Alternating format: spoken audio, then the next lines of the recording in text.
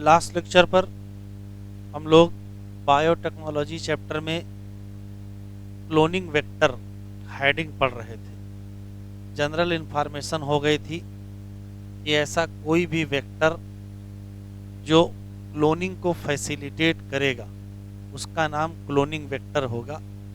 कहने का मतलब ऐसा कोई भी वेक्टर जो सेल्फ रेप्लिकेटिंग होगा या ऑटोनॉमस रेप्लिकेटिंग होगा वो होस्ट सेल में फॉरेन डीएनए को मल्टीप्लाई करवा देगा बिना होस्ट सेल के क्रोमोसोम या जीनोम से इंटरेक्ट हुए, क्योंकि जीनोम से इंटरेक्ट होने के बाद तो हो जाएगा कॉपी। क्लोनिंग वेक्टर में कौन कौन सी प्रॉपर्टीज होनी चाहिए वो आज हम लोग डिस्कस करेंगे। तो साइड हेडिंग डालिए,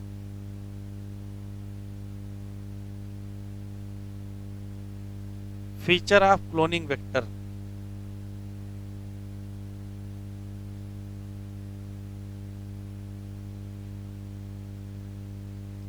feature of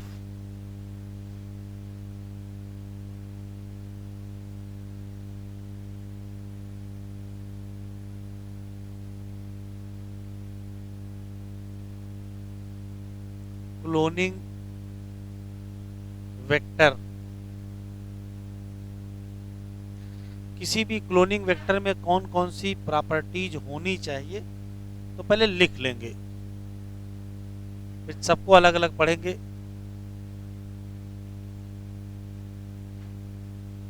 presence of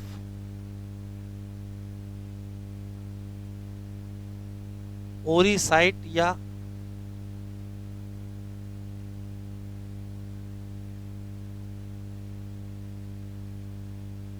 origin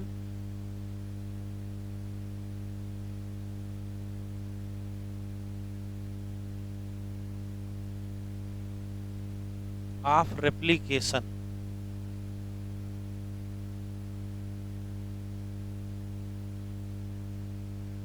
presence of selectable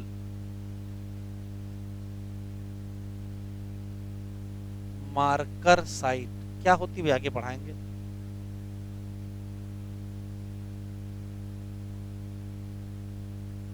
presence of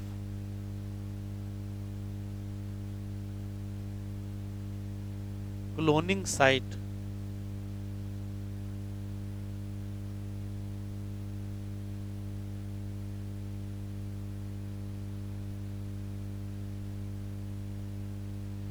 presence of ROP site.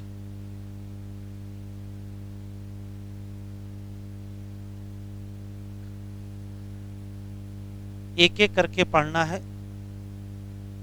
ये चार प्रॉपर्टीज होनी चाहिए। ओरी साइट होना चाहिए, क्लोनिंग साइट होना चाहिए, सेलेक्टेबल मार्कर साइट होनी चाहिए और क्लोनिंग साइट भी होनी चाहिए। पहली हेडिंग,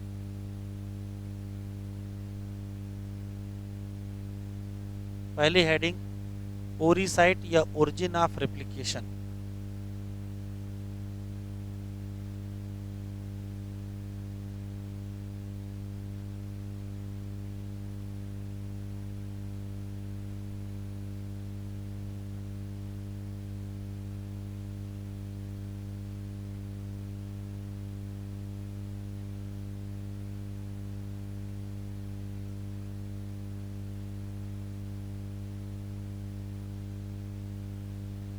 जरा देख लीजिए, जैसे मान लेते हैं कि ये कोई पर्टिकुलर प्लाज्मिड है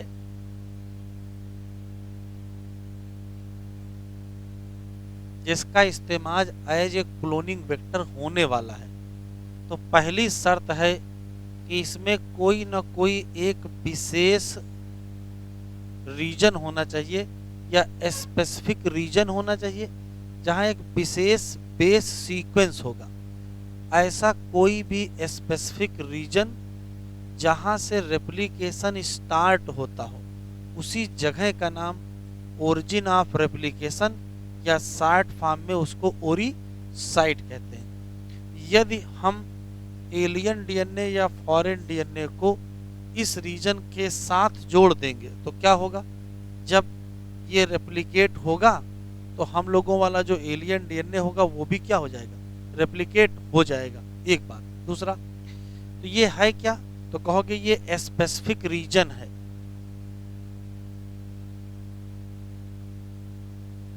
या स्पेसिफिक साइट है जहां पर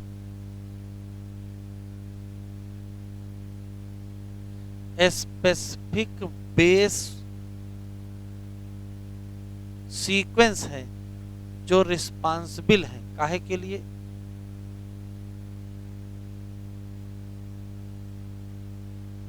फॉर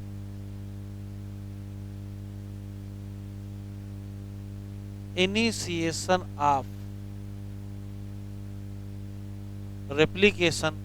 और इसी स्पेसिफिक साइट का नाम ओरिजिन ऑफ रेप्लिकेशन है। लेकिन ओरी साइट सिर्फ इनिशिएशन ऑफ रेप्लिकेशन ही नहीं करती है, एक काम और करती है कि किसी पर्टिकुलर एलियन डीएनए को जब आप इसके साथ जोड़ोगे तो उसकी कॉपी कितनी बनेगी, एक कॉपी बनेगी कि दो कॉपी बनेगी या ज़्यादा कॉपी बनेगी। तो नंबर ऑफ कॉपी को भी क्या करता है, कंट्रोल करता है। तो यदि चाहते हो कि किसी फॉरेन डीएनए की मल्टीपल कॉपी बने तो वो क्लोनिंग वेक्टर आप सेलेक्ट करोगे जिसकी ओरी साइट हाई कॉपी नंबर को क्या करती होगी, सपोर्ट करती होगी। अगर ज़्यादा कॉपी बनवाना चाहते हो तो ऐसा क्लोनिंग वेक्टर लो जिसकी ओरी साइट ज़्यादा कॉपी नंबर को क्या करे, सपोर्ट करे। तो दो लाइनें लिख लीजिए।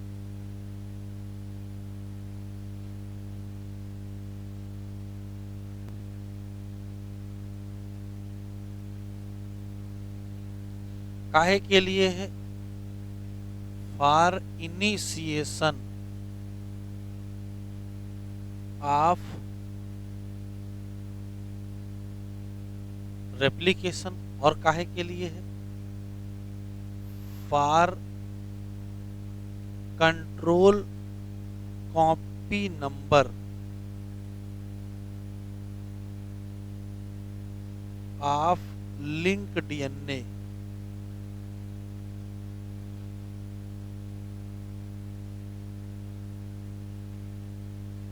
तो फॉरेन डीएनए को लिंक कर दिया जाए विद ओरी साइट, तो क्या हो जाएगा,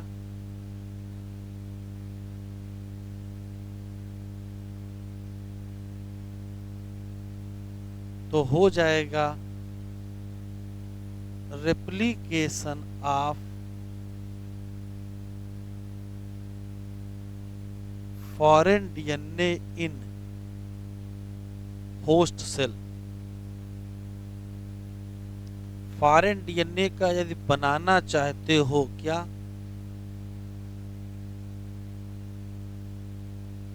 मल्टीपल कॉपी, तो क्या करो, तो लिंक करो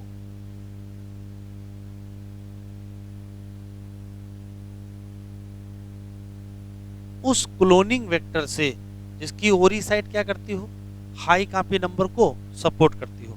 link to cloning vector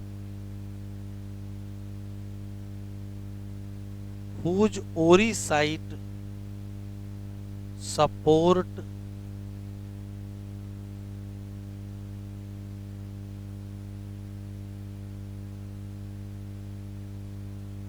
high copy number. तो सिर्फ दो क्वेश्चन है, ओरी साइट क्या है, तो कहोगे ये कोई एक स्पेसिफिक बेस सीक्वेंस है जो इनिशिएट करता है किसको, रेप्लिकेशन को। और दूसरी चीज खास बात क्या है, इस रीजन की खास बात है ये कॉपी नंबर को भी कंट्रोल करता है। तो ज़्यादा कॉपी नंबर बनवाना चाहते हो तो उस क्लोनिंग वेक्टर से जोड़ो जिसका ओरी साइट ज़्यादा कॉपी नंबर बनवाता हो।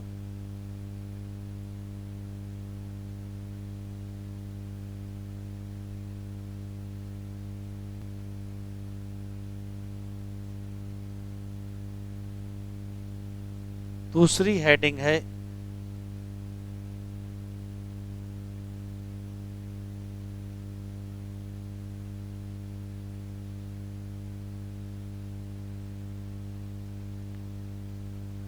Selectable marker site.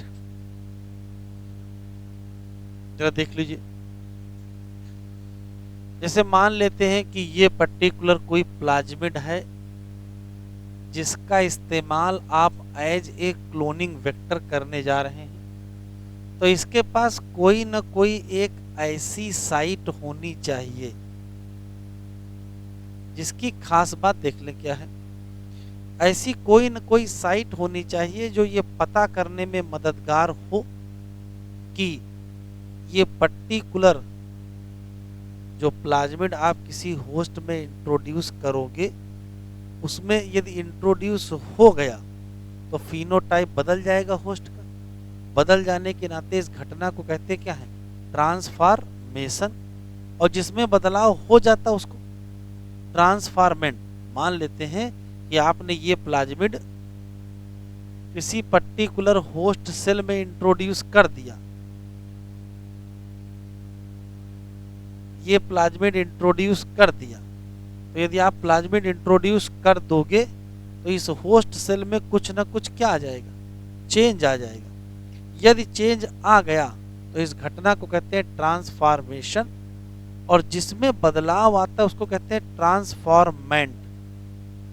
दो ऑप्शन हम लोगों के पास हमेशा होते हैं।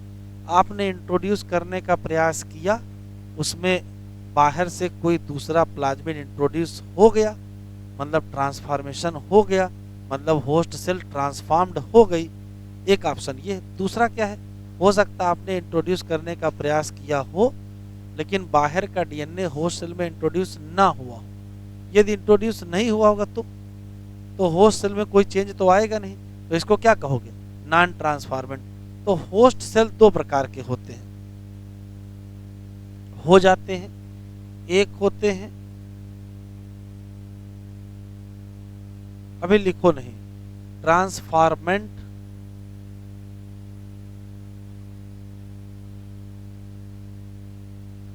और दूसरे होते हैं नॉन ट्रांसफॉर्मेंट। ये वो कौन होते हैं और ये कौन होते हैं? तो ट्रांसफॉर्मेंट वो होस्ट सेल होती हैं जिसमें फॉरेन डीएनए इंट्रोड्यूस हो जाता है।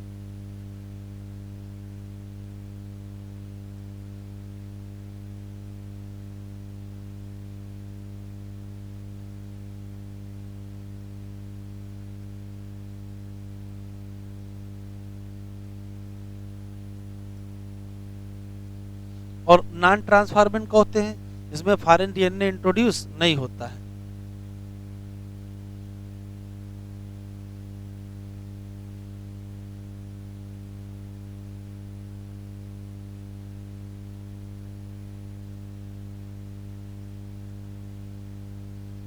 तो यदि इंट्रोड्यूस हो जाएगा तो होस्ट सेल का हो क्या जाएगा, ट्रांसफॉर्मेशन। तो ट्रांसफॉर्मेशन क्या है, तो कहोगे यदि फॉरेन डीएनए किसी में इंट्रोड्यूस किया जाए तो उसको ट्रांसफॉर्मेशन कहते हैं, और जिसमें इंट्रोड्यूस करोगे उसको ट्रांसफॉर्मेंट कहते हैं। यदि ट्रांसफॉर्मेशन हुआ तो होस्ट सेल का नाम ट्रांसफॉर्मेंट, और यदि इंट्रोडक्शन नहीं हुआ तो क्या कहोगे, नॉन ट्रांसफॉर्मेंट। अब सवाल है, यदि आप इंट्रोडक्शन ही नहीं हुआ है तो आपके किसी काम का होस्ट सेल नहीं है, क्योंकि बायोटेक्नोलॉजी में आप होस्ट सेल का मल्टीप्लिकेशन करवाओगे, उससे प्रोडक्ट बनवाओगे। अब ट्रांसफॉर्मेशन ही नहीं हुआ है तो प्रोडक्ट बनेगा कैसे? तो आप कल्चर मीडियम में किसको मल्टीप्लाई करवाओगे, इनको मल्टीप्लाई कराओगे कि इनको, ट्रांसफॉर्मेंट को मल्टीप्लाई कराओगे, तो पहचानोगे तब ना मल्टीप्लाई कराओगे। कहने का मतलब है बायोटेक्नोलॉजी की प्रोसेस में ऐसी कोई न कोई टेक्निक होनी चाहिए जो ये पता कर सके कि ये ट्रांसफॉर्मेंट हैं और ये ट्रांसफॉर्मेंट नहीं है। जो ट्रांसफॉर्मेंट नहीं है वो आपके किसी काम के नहीं, जो ट्रांसफॉर्मेंट है वही तो काम के हैं। तो ट्रांसफॉर्मेंट सेलेक्ट हो जाएं, नॉन ट्रांसफॉर्मेंट पता चल जाएं, तो नॉन ट्रांसफॉर्मेंट को आप एलिमिनेट कर दो और ट्रांसफॉर्मेंट को आप परमिट करो कि वो क्या करें, मल्टीप्लाई करें, ग्रो करें। तो इसका पर्पस समझ लीजिए क्या है। तो सेलेक्टेबल मार्कर क्या है, तो ऐसी कोई भी साइट है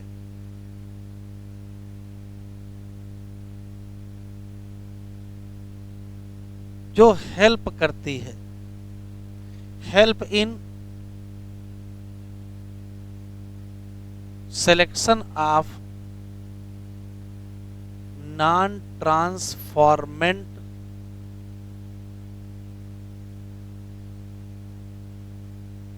एंड एलिमिनेट देम। ट्रांसफॉर्मेंट को आप सेलेक्ट कर लो और उनको क्या कर दो, एलिमिनेट करो, लेकिन साथ में और क्या करो,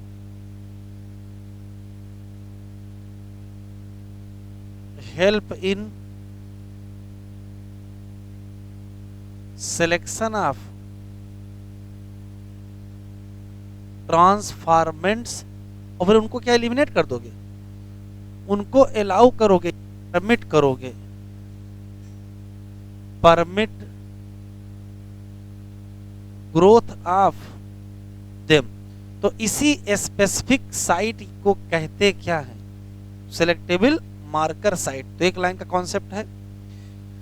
ट्रांसफॉर्मेशन क्या है, तो कहोगे फॉरेन जीन को इंट्रोड्यूस करने को ट्रांसफॉर्मेशन कहते हैं। जिसमें इंट्रोड्यूस हो जाता है वो ट्रांसफॉर्मेंट होते हैं, जिनमें इंट्रोड्यूस नहीं होता वो नॉन ट्रांसफॉर्मेंट होते हैं। आपके पास ऐसा कोई तरीका होना चाहिए जिससे आप नॉन ट्रांसफॉर्मेंट को सिलेक्ट करके उनको एलिमिनेट कर सको और ट्रांसफॉर्मेंट को सिलेक्ट करके उनको मल्टीप्लाई कर सको।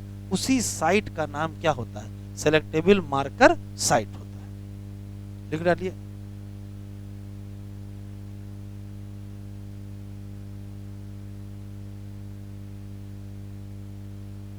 बतियाओ नहीं भाई।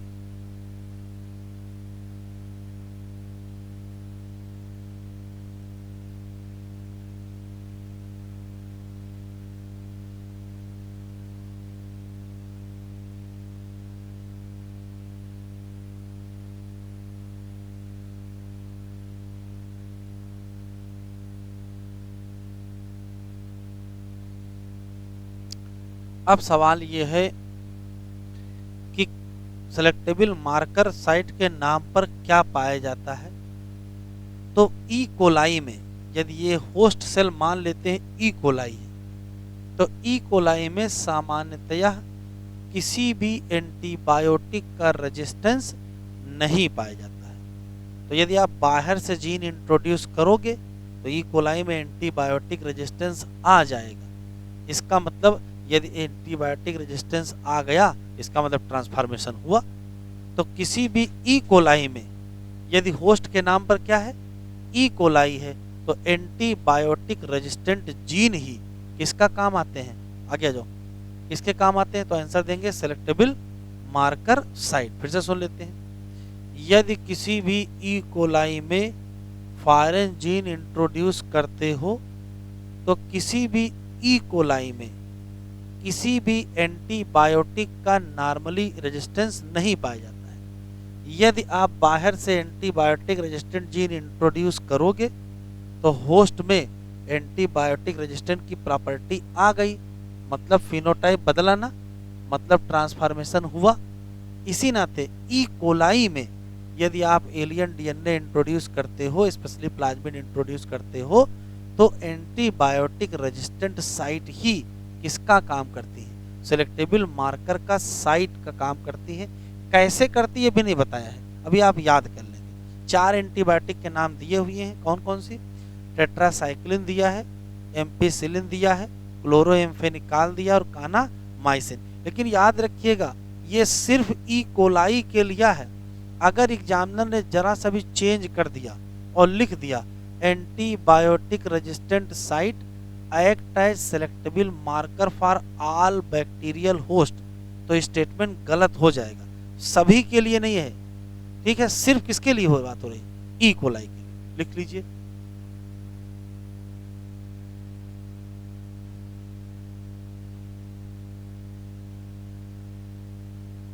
For E coli host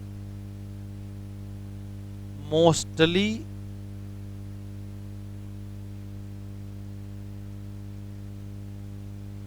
antibiotic resistant gene site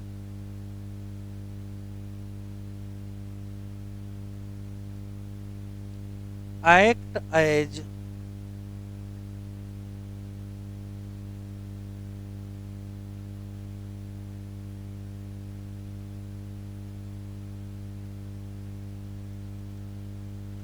selectable marker site. कौन सी एंटीबायोटिक रेजिस्टेंट? तो कहोगे एम्पीसिलिन, टेट्रा साइक्लिन,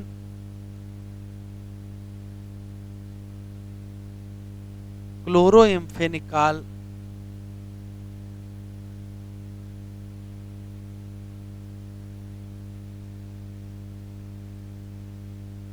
और कानामाइसिन। ये क्वेश्चन होगा क्यों एंटीबायोटिक रेजिस्टेंट जीन ही सिलेक्टेबल मार्कर का काम क्यों करते हैं? तो आंसर दोगे because E coli not have resistant gene for antibiotic. मान लेते हैं कि ये कोई पर्टिकुलर एंटीबायोटिक साइट है, यदि आप ये प्लाज्मिड यहाँ इंट्रोड्यूस करोगे तो ये एंटीबायोटिक रेजिस्टेंट का जीन भी तो यहाँ आ जाएगा, तो ई कोलाई तुरंत क्या हो जाएगी? एंटीबायोटिक रेजिस्टेंट हो जाएगी। एंटीबायोटिक रेजिस्टेंट हो गई, इसका मतलब अंदर कुछ आया है, इसका मतलब ट्रांसफॉर्मेशन हुआ है।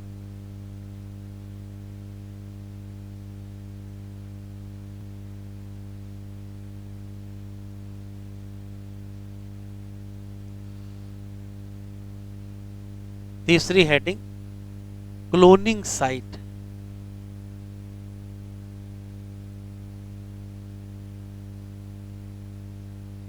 जरा देखो इधर, जैसे मान लेते हैं कि ये कोई प्लाज्मिड है,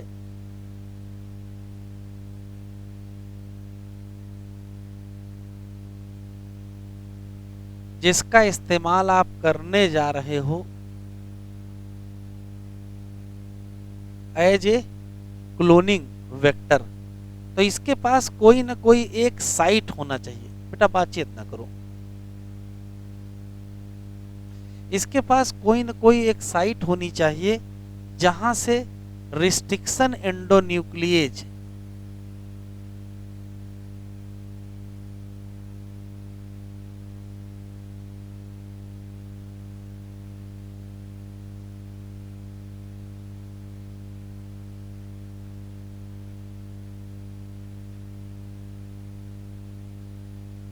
जिस जगह से रिस्ट्रिक्शन एंडोन्यूक्लिएज एंजाइम उसको कट कर सके, क्योंकि जब आप इसको काटोगे तभी तो इस जगह आप पर्टिकुलर एलियन डीएनए जोड़ पाओगे, जब काटेंगे तभी तो जोड़ेंगे।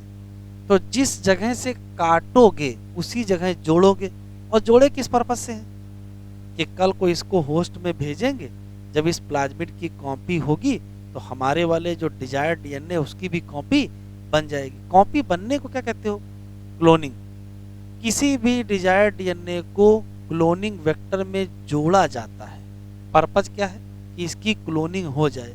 तो जिस जगह जोड़ोगे उस जगह का नाम क्या होगा? Cloning site. अच्छा, जगह कौन सी होगी? जगह तो वही होगी जिस जगह से रिस्ट्रिक्शन एंडोन्यूक्लियस ने उसको कट किया होगा। और रिस्ट्रिक्शन एंडोन्यूक्लियस कट कहां से करता है? वो तो अपनी रिकॉग्निशन साइट से कट करता है। और रिकॉग्निशन साइट कहो चाहे उसको रिस्ट्रिक्शन साइट कहो, बात तो एक ही है।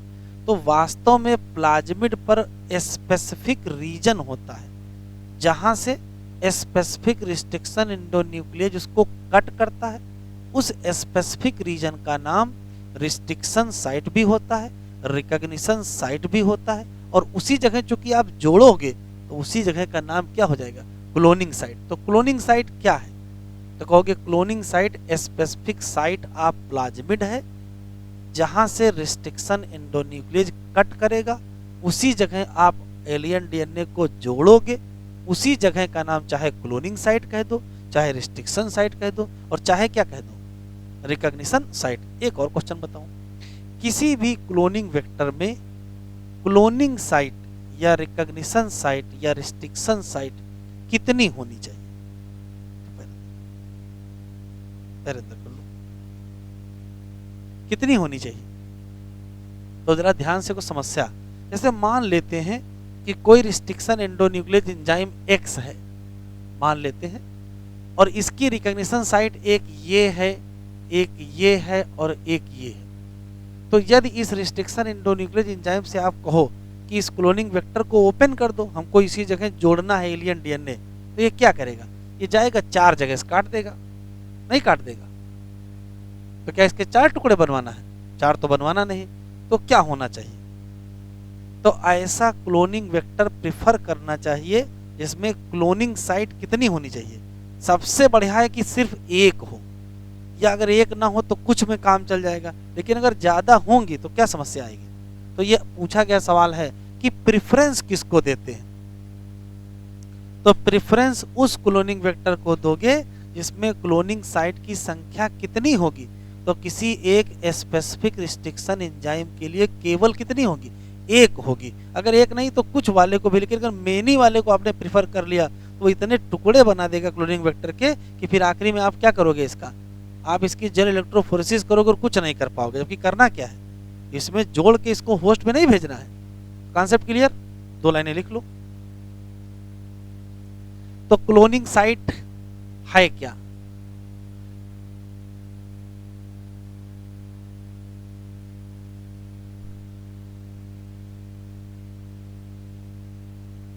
Cloning site is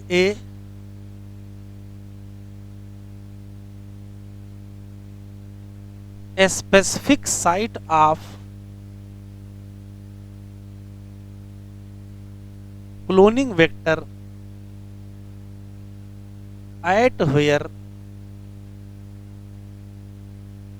foreign DNA ligate after cut by a specific restriction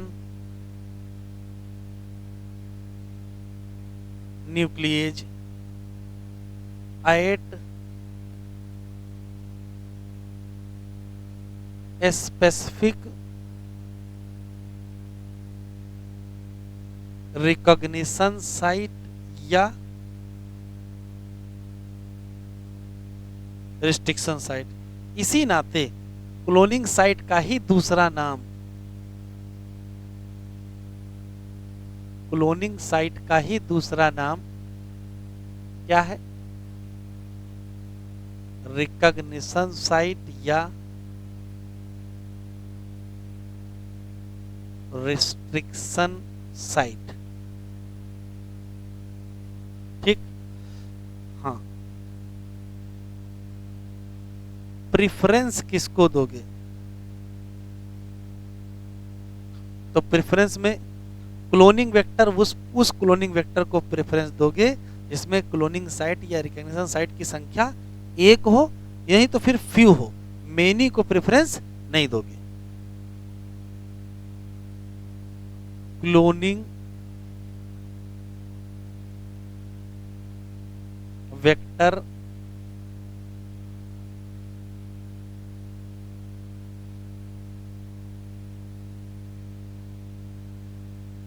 with one या few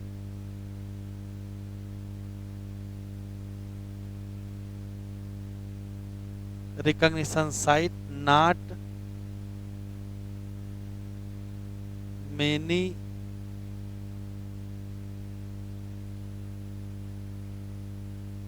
recognition site। क्यों? अगर मेनी रिकॉग्निशन साइट होगा तो क्या बन जाएंगे? मेनी पीस बन जाएंगे।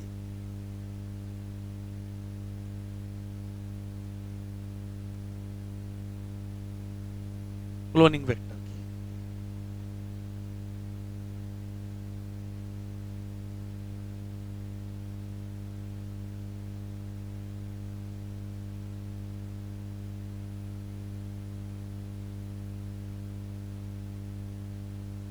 जैसे कि एग्जाम्पल याद रखोगे, एक आर्टिफिशियल प्लाज्मिड है जिसका नाम PBR322 है, उसमें बहुत सारी क्लोनिंग साइट हैं, बहुत सारे रिस्ट्रिक्शन एंजाइम के लिए। लेकिन ऐसा नहीं है कि एक ही रिस्ट्रिक्शन एंजाइम की कई साइट हो। जैसे BAM-H1 केवल एक जगह से, टेट्रासाइक्लिन रेजिस्टेंट जीन की जगह से ही काटता है, एम्पिसिलिन वाले को नहीं काटेगा। तो वास्तव में क्या होना चाहिए, एक रिस्ट्रिक्शन एंजाइम की एक ही क्लोनिंग साइट होनी चाहिए तो ज़्यादा बेहतर रहेगा। एग्जाम्पल लिख लीजिए,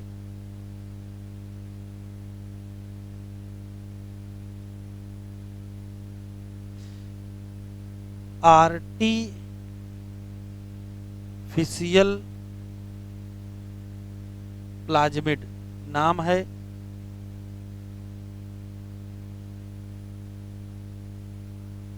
PBR322 हैव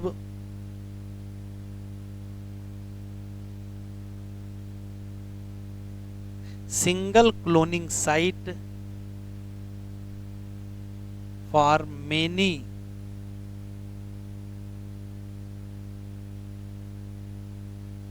restriction enzyme। अब कौन कौन से वो भी देख लेंगे।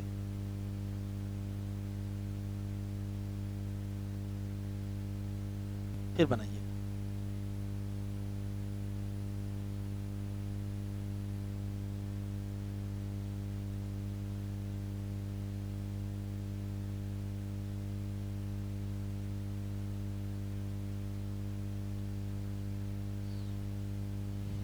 बहुत सारे फीचर चाहिए। इसमें पहला है ओरिजिन ऑफ रेप्लिकेशन या ori site. This is the sequence from where replication start. और अगर एनी पीस ऑफ डीएनए इससे जोड़ दिया जाए तो ये रेप्लिकेट कर जाएगा कहाँ, within the host cell. Sequence also responsible for controlling copy number to link DNA. यदि हम चाहते हैं कि ढेर सारी कॉपी मिले इसकी टारगेट डीएनए को, तो इसकी क्लोनिंग किस वेक्टर में करानी चाहिए, उस वेक्टर में करानी चाहिए जिसकी ओवरी साइट सपोर्ट करती हो हाई कॉपी नंबर। जितना लिखा सब पूछा जा चुका है। Selectable marker in addition to the ori site vector require selectable marker, जो हेल्प क्या करेगा, तो देखो आइडेंटिफाई करेगा और फिर एलिमिनेट कर देगा किसको, नॉन ट्रांसफॉर्मेंट। तो ट्रांसफॉर्मेंट को भी तो आइडेंटिफाई करेगा, सेलेक्ट कर देगा, परमिट कर देगा किसको, ग्रोथ ऑफ ट्रांसफॉर्मेंट। अब ट्रांसफॉर्मेशन क्या है, तो ट्रांसफॉर्मेशन वो प्रोसीजर है जिसमें एक पीस ऑफ डीएनए इंट्रोड्यूस करते हैं किसमें, होस्ट बैक्टीरियम। चेंज आ जाए तो ट्रांसफॉर्मेशन होगा। नॉर्मली सामान्यतः लिखा है, ओनली नहीं लिखा है। Normally gene encoding for resistance to antibiotic. अब उस चार नाम दिए हैं, एम्पीसिलिन, क्लोरोएम्फेनिकॉल, टेट्रासाइक्लिन और kanamycin are considered useful selectable marker for, बहुत इंपॉर्टेंट है ये। ई कोलाई के लिए लिखा है, ये मत समझ लीजिएगा कि सबके लिए है। और क्यों है, क्योंकि सामान्य ई कोलाई सेल में do not carry resistance against any of these antibiotic. Cloning site देखो, in order to link the alien DNA vector में होना चाहिए। देखो लिखा है वेरी फ्यू, बहुत कम संख्या। प्रीफर, प्रीफर किसका होना चाहिए, तो याद रखिएगा सिंगल प्रेफरेंस होना चाहिए। किसका, तो जो रिकॉग्निशन साइट है वही क्या है, cloning site. For commonly use restriction enzyme, क्यों, अगर presence of more than one recognition site होंगे तो वेक्टर जनरेट कर देगा क्या, सेवरल फ्रेगमेंट, और उससे फिर बहुत कॉम्प्लिकेशन हो जाएगा किसमें, जीन क्लोनिंग में। Ligation of alien DNA is carried out as restriction site present in one of the two antibiotic resistant gene, वो इसके बारे में दिया हुआ है। अब कहाँ, तो फॉर एग्जाम्पल से शुरू करेंगे, कहाँ जोड़ेंगे, उसका क्या असर पड़ेगा। तो पहले ये देख लेंगे कि ये जो क्लोनिंग वेक्टर PBR322 है, जो कि एक आर्टिफिशियल प्लाज्मिड है, इसमें किसकी किसकी कौन कौन सी साइट है। तो यहाँ से लेकर के यहाँ तक टेट्रासाइक्लिन रेजिस्टेंस जीन है, यहाँ से लेकर के यहाँ तक एम्पीसिलिन रेजिस्टेंट जीन है, टेट्रासाइक्लिन रेजिस्टेंट जीन पर दो एंजाइम की क्लोनिंग साइट है, BAM-H1 और SAL1। इसी तरीके से एम्पीसिलिन की भी दो साइट हैं, कौन सी, PVU फर्स्ट और PST फर्स्ट। इसी तरीके से एक एरिया है दोनों एंटीबायोटिक रेजिस्टेंट के बीच का, ये वाला जो एरिया है, यहाँ तीन एंजाइम की रिस्ट्रिक्शन साइट है, एक किसका, EcoR1, एक CLA, एक हिंड थर्ड। इसी तरीके से ये यहाँ से लेके यहाँ तक कौन सी साइट है, ओरी साइट है। ये एक स्पेशल रीजन है, ROP site, region of polymerisation इसको कहते हैं। ये वो रीजन होता है जहाँ से प्रोटीन बनती है for replication of DNA। Replication of DNA के दौरान जो प्रोटीन लगती हैं वो ये स्वयं यही से बनती है। और यहाँ पर भी एक एंजाइम काम कर सकता है, कौन सा, PVU सेकेंड।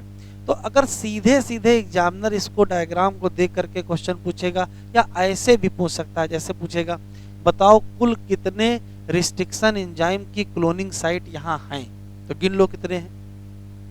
तो 2, 3, 5, 2, 7 और 1, 8, 8 एंजाइम की क्लोनिंग साइट दिख रही है। इसमें से कौन कौन से एंजाइम हैं जो एंटीबायोटिक रेजिस्टेंट साइट पे काम कर रहे हैं, तो 2 उधर और 2 इधर, कुल कितने, 4। तो कहाँ है जो एंटीबायोटिक पे काम नहीं कर रहे हैं, तो भाई टोटल 8 ही हैं, 4 काम कर रहे हैं तो 4 काम नहीं कर रहे हैं। कौन कौन सी एंटीबायोटिक रेजिस्टेंट साइट यहाँ पाए जाते हैं, एम्पीसिलिन और टेट्रा। एम्पीसिलिन में कौन दो काम करते हैं, PST फर्स्ट और PVU फर्स्ट। और टेट्रासाइक्लिन पे कौन दो काम करते हैं, ठीक है। कौन से 3 हैं जो दो एंटीबायोटिक रेजिस्टेंट जीन के बीच में पाए जाते हैं, तो वो 3 बताओगे, EcoR1, हिंद थर्ड और CLA फर्स्ट।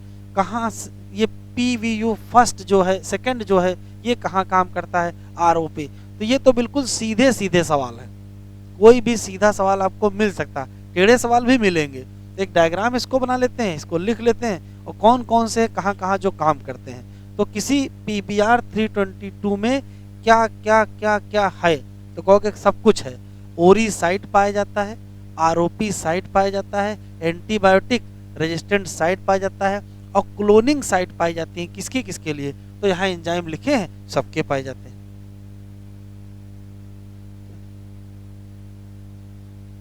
चलो डायग्राम बनाओ पहले।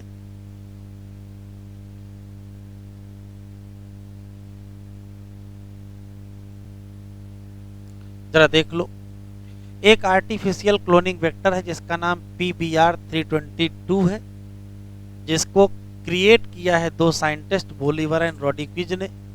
तो ये बोलीवर एंड रोड्रिग्विज हो गया, P फॉर प्लाज्मिड हो गया, आगे नंबर है।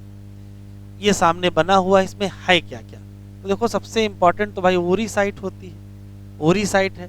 दूसरा इसमें ROP साइट है, ये रीजन ऑफ पॉलीमराइजेशन है, और इसका काम है वो प्रोटीन बनाओ जो रेप्लिकेशन ऑफ DNA के लिए नेसेसरी हो। दूसरा, यहाँ पर 2 एंटीबायोटिक रेजिस्टेंट साइट पाई जाती हैं, या उसके जीन पाए जाते हैं। यहाँ से लेकर के यहाँ तक ये एम्पीसिलिन रेजिस्टेंस जीन पाया जाता है, और यहाँ से लेकर के यहाँ तक टेट्रासाइक्लिन रेजिस्टेंट जीन पाया जाता है। इसके अलावा बाकी सारी क्लोनिंग साइट है, जैसे ये क्लोनिंग साइट इस जगह से काट देगा कौन, PST फर्स्ट, इस जगह से काट देगा कौन, PVU फर्स्ट, इस जगह से कौन काटेगा, EcoR1, इस जगह से CLA1, इस जगह से हिंड थर्ड, या इस जगह से BAM-H1, इस जगह से SAL1, इस जगह से PVU फर्स्ट सेकंड। कहने का मतलब ये सब क्या हैं, क्लोनिंग साइट हैं। तो यहाँ बहुत सारी क्लोनिंग साइट पाई जाएंगी इतने सारे एंजाइम के लिए। यहाँ एंटीबायोटिक रेजिस्टेंट साइट भी है, यहाँ ओरी साइट और ROP साइट है। बस ROP साइट के बारे में लिख लीजिए। ROP साइट का मतलब होता है रीजन ऑफ पॉलीमराइजेशन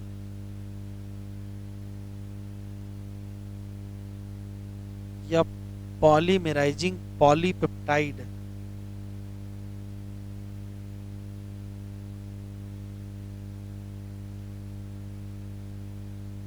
ये क्या करता है,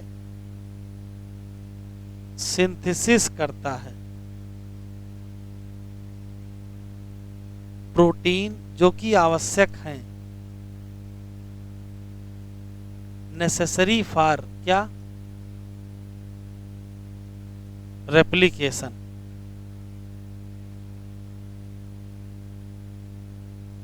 लिखिएगा नहीं, सुनिएगा भी। देखिए, जैसे मान लेते हैं कि ये आर्टिफिशियल प्लाज्मिड जिसका नाम PBr322 है, इसका इस्तेमाल कर रहे हैं एज ए क्लोनिंग वेक्टर। कहने का मतलब इसको किसी एक जगह से काटेंगे, वहाँ पर फॉरेन डीएनए या डिजायर्ड डीएनए जोड़ेंगे, फिर इसको किसी होस्ट में ट्रांसफर करेंगे। मान लेते हैं कि वो होस्ट ई कोलाई है। जब ट्रांसफर करेंगे तो रिजल्ट क्या होगा, ई कोलाई में कुछ न कुछ बदलाव आएगा। क्या क्या बदलाव आएगा वो देखिएगा। जैसे मान लेते हैं कि बाम H1 का इस्तेमाल कर लिया गया, तो अगर इसका इस्तेमाल करोगे तो इसी जगह से काट देगा। इस जगह से काट देने का एक फायदा होगा, एक नुकसान होगा। फायदा ये होगा कि इस जगह से खुल जाएगा, तो आप इसी जगह अपना डिजायरेबल डीएनए जोड़ सकते हो। नुकसान ये हो जाएगा कि जो टेट्रासाइक्लिन रेजिस्टेंट जीन है वो डिस्ट्रॉय हो जाएगा, क्योंकि वो कट जाएगा बीच से, वो वैसा एक्सप्रेस कर ही नहीं पाएगा। तो एक फायदा ये हुआ कि आपने एक जगह बना दी जहां आप डीएनए जोड़ सकते हो। एक नुकसान ये हो गया कि आपका टेट्रासाइक्लिन रेजिस्टेंट जीन खराब हो गया। ध्यान से सुनेंगे, जब कभी फॉरेन डीएनए किसी प्लाज्मिड में इंट्रोड्यूस करते हो तो उसके इंट्रोडक्शन के चक्कर में यदि कोई जीन खराब होता है तो इस घटना को कहते हैं इंसर्शनल इनएक्टिवेशन। जैसे सुनते हैं, यदि किसी क्लोनिंग वेक्टर में या कहीं पर भी आप कोई जीन इंट्रोड्यूस करते हो, उस जीन के इंट्रोडक्शन के चक्कर में क्या हो गया, कोई जीन डैमेज हो गया, तो इस घटना को कहते हैं इंसर्शनल इनएक्टिवेशन। एग्जाम्पल, यदि बाम H1 की मदद से कोई जीन इंट्रोड्यूस किया गया है PBr322 में, तो इसका नुकसान ये होगा कि टेट्रासाइक्लिन रेजिस्टेंट जीन डैमेज हो जाएगा। इसको कहेंगे inactivation of tetracycline resistant gene. लेकिन एम्पीसिलिन वाले जीन में कोई फर्क नहीं पड़ेगा। कल को पलट देते हैं, हो सकता है PST फर्स्ट का इस्तेमाल कर दिया जाए और उसके मदद से किसी जीन को इस पर्टिकुलर क्लोनिंग वेक्टर में ऐड किया जाए, तो क्या होगा, तो कहोगे एम्पीसिलिन क्या हो जाएगा, उसका रेजिस्टेंट खराब हो जाएगा, जबकि टेट्रासाइक्लिन वाला बचा रहेगा। ठीक है, उसके बाद जो भी यहाँ जीन इंट्रोड्यूस करने के बाद यदि आपने इसको ई कोलाई में इंट्रोड्यूस किया, तो ई कोलाई में कुछ न कुछ तो बदलाव आएगा। एग्जाम्पल से आपको समझ में आएगा। जैसे मान लेते हैं कि ना ये कटा है और ना ये कटा है, ये एज सच ऐसे ही ई कोलाई में चला गया, तो बताओ ई कोलाई के ऊपर क्या फर्क पड़ेगा, तो कहोगे उसके पास एम्पीसिलिन रेजिस्टेंट जीन भी पहुंच जाएगा और टेट्रासाइक्लिन रेजिस्टेंट जीन भी पहुंच जाएगा। अच्छा, मान लेते हैं यहां से कटा हुआ है जीन, यहां जुड़ा हुआ है, तो वो पहुंच गया, तो कहोगे एम्पीसिलिन का रेजिस्टेंट पहुंच जाएगा लेकिन टेट्रासाइक्लिन का रेजिस्टेंट का जीन नहीं पहुंचेगा।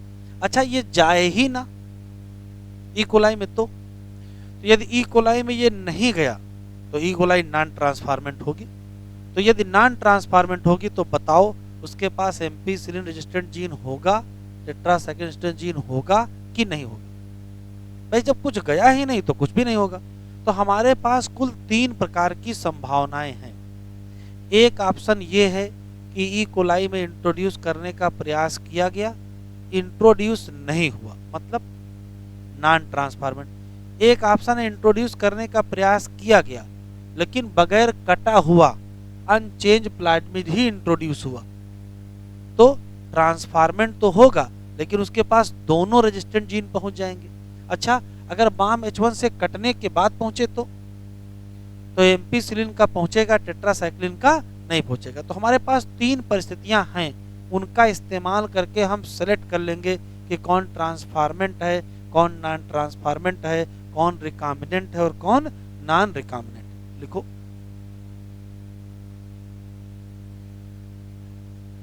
If gene insert in PBr 322 at restriction site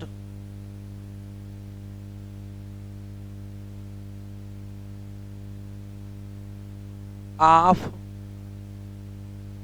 BAM H1 enzyme, तो क्या होगा? इसका रिजल्ट ये होगा कि टेट्रासाइक्लिन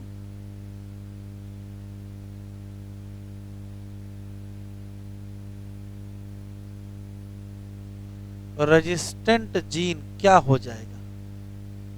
इनएक्टिवेट हो जाएगा। और इस घटना को क्या कहते हो?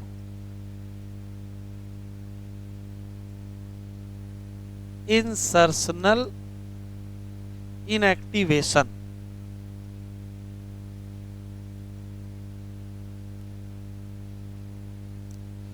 मान लेते हैं कि ये PBR 322 है, यहां पर आपने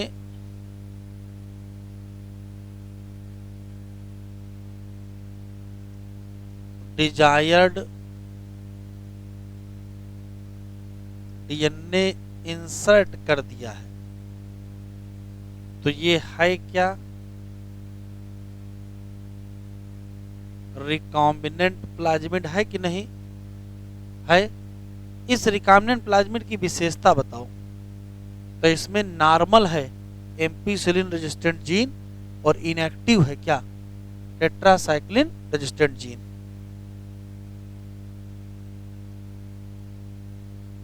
नॉर्मल कहो या एक्टिव, क्या होगा?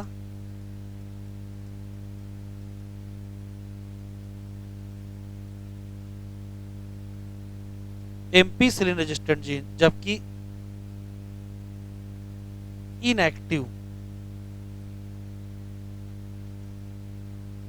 इनएक्टिव होगा क्या?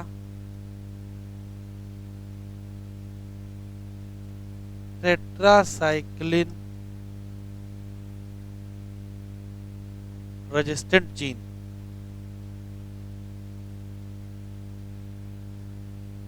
और मान लेते हैं कि ये नॉन रिकॉम्बिनेंट प्लाज्मिड है,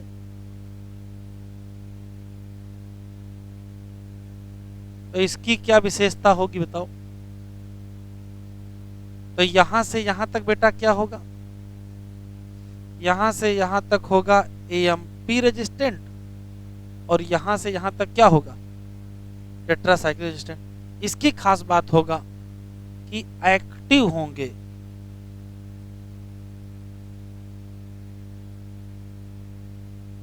बोथ एम्पीसिलिन एंड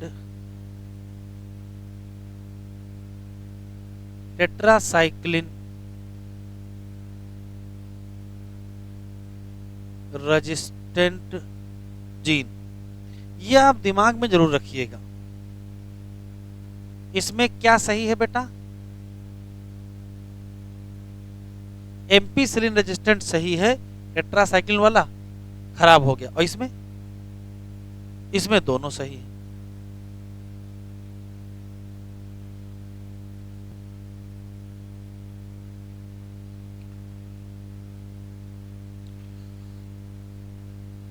मान लेते हैं कि ये कोई ई कोलाई है और इस ई कोलाई में इसका अपना प्लाज्मिड है और इसके अपने प्लाज्मिड पर कोई एंटीबायोटिक रेजिस्टेंट जीन नहीं पाया जाता है।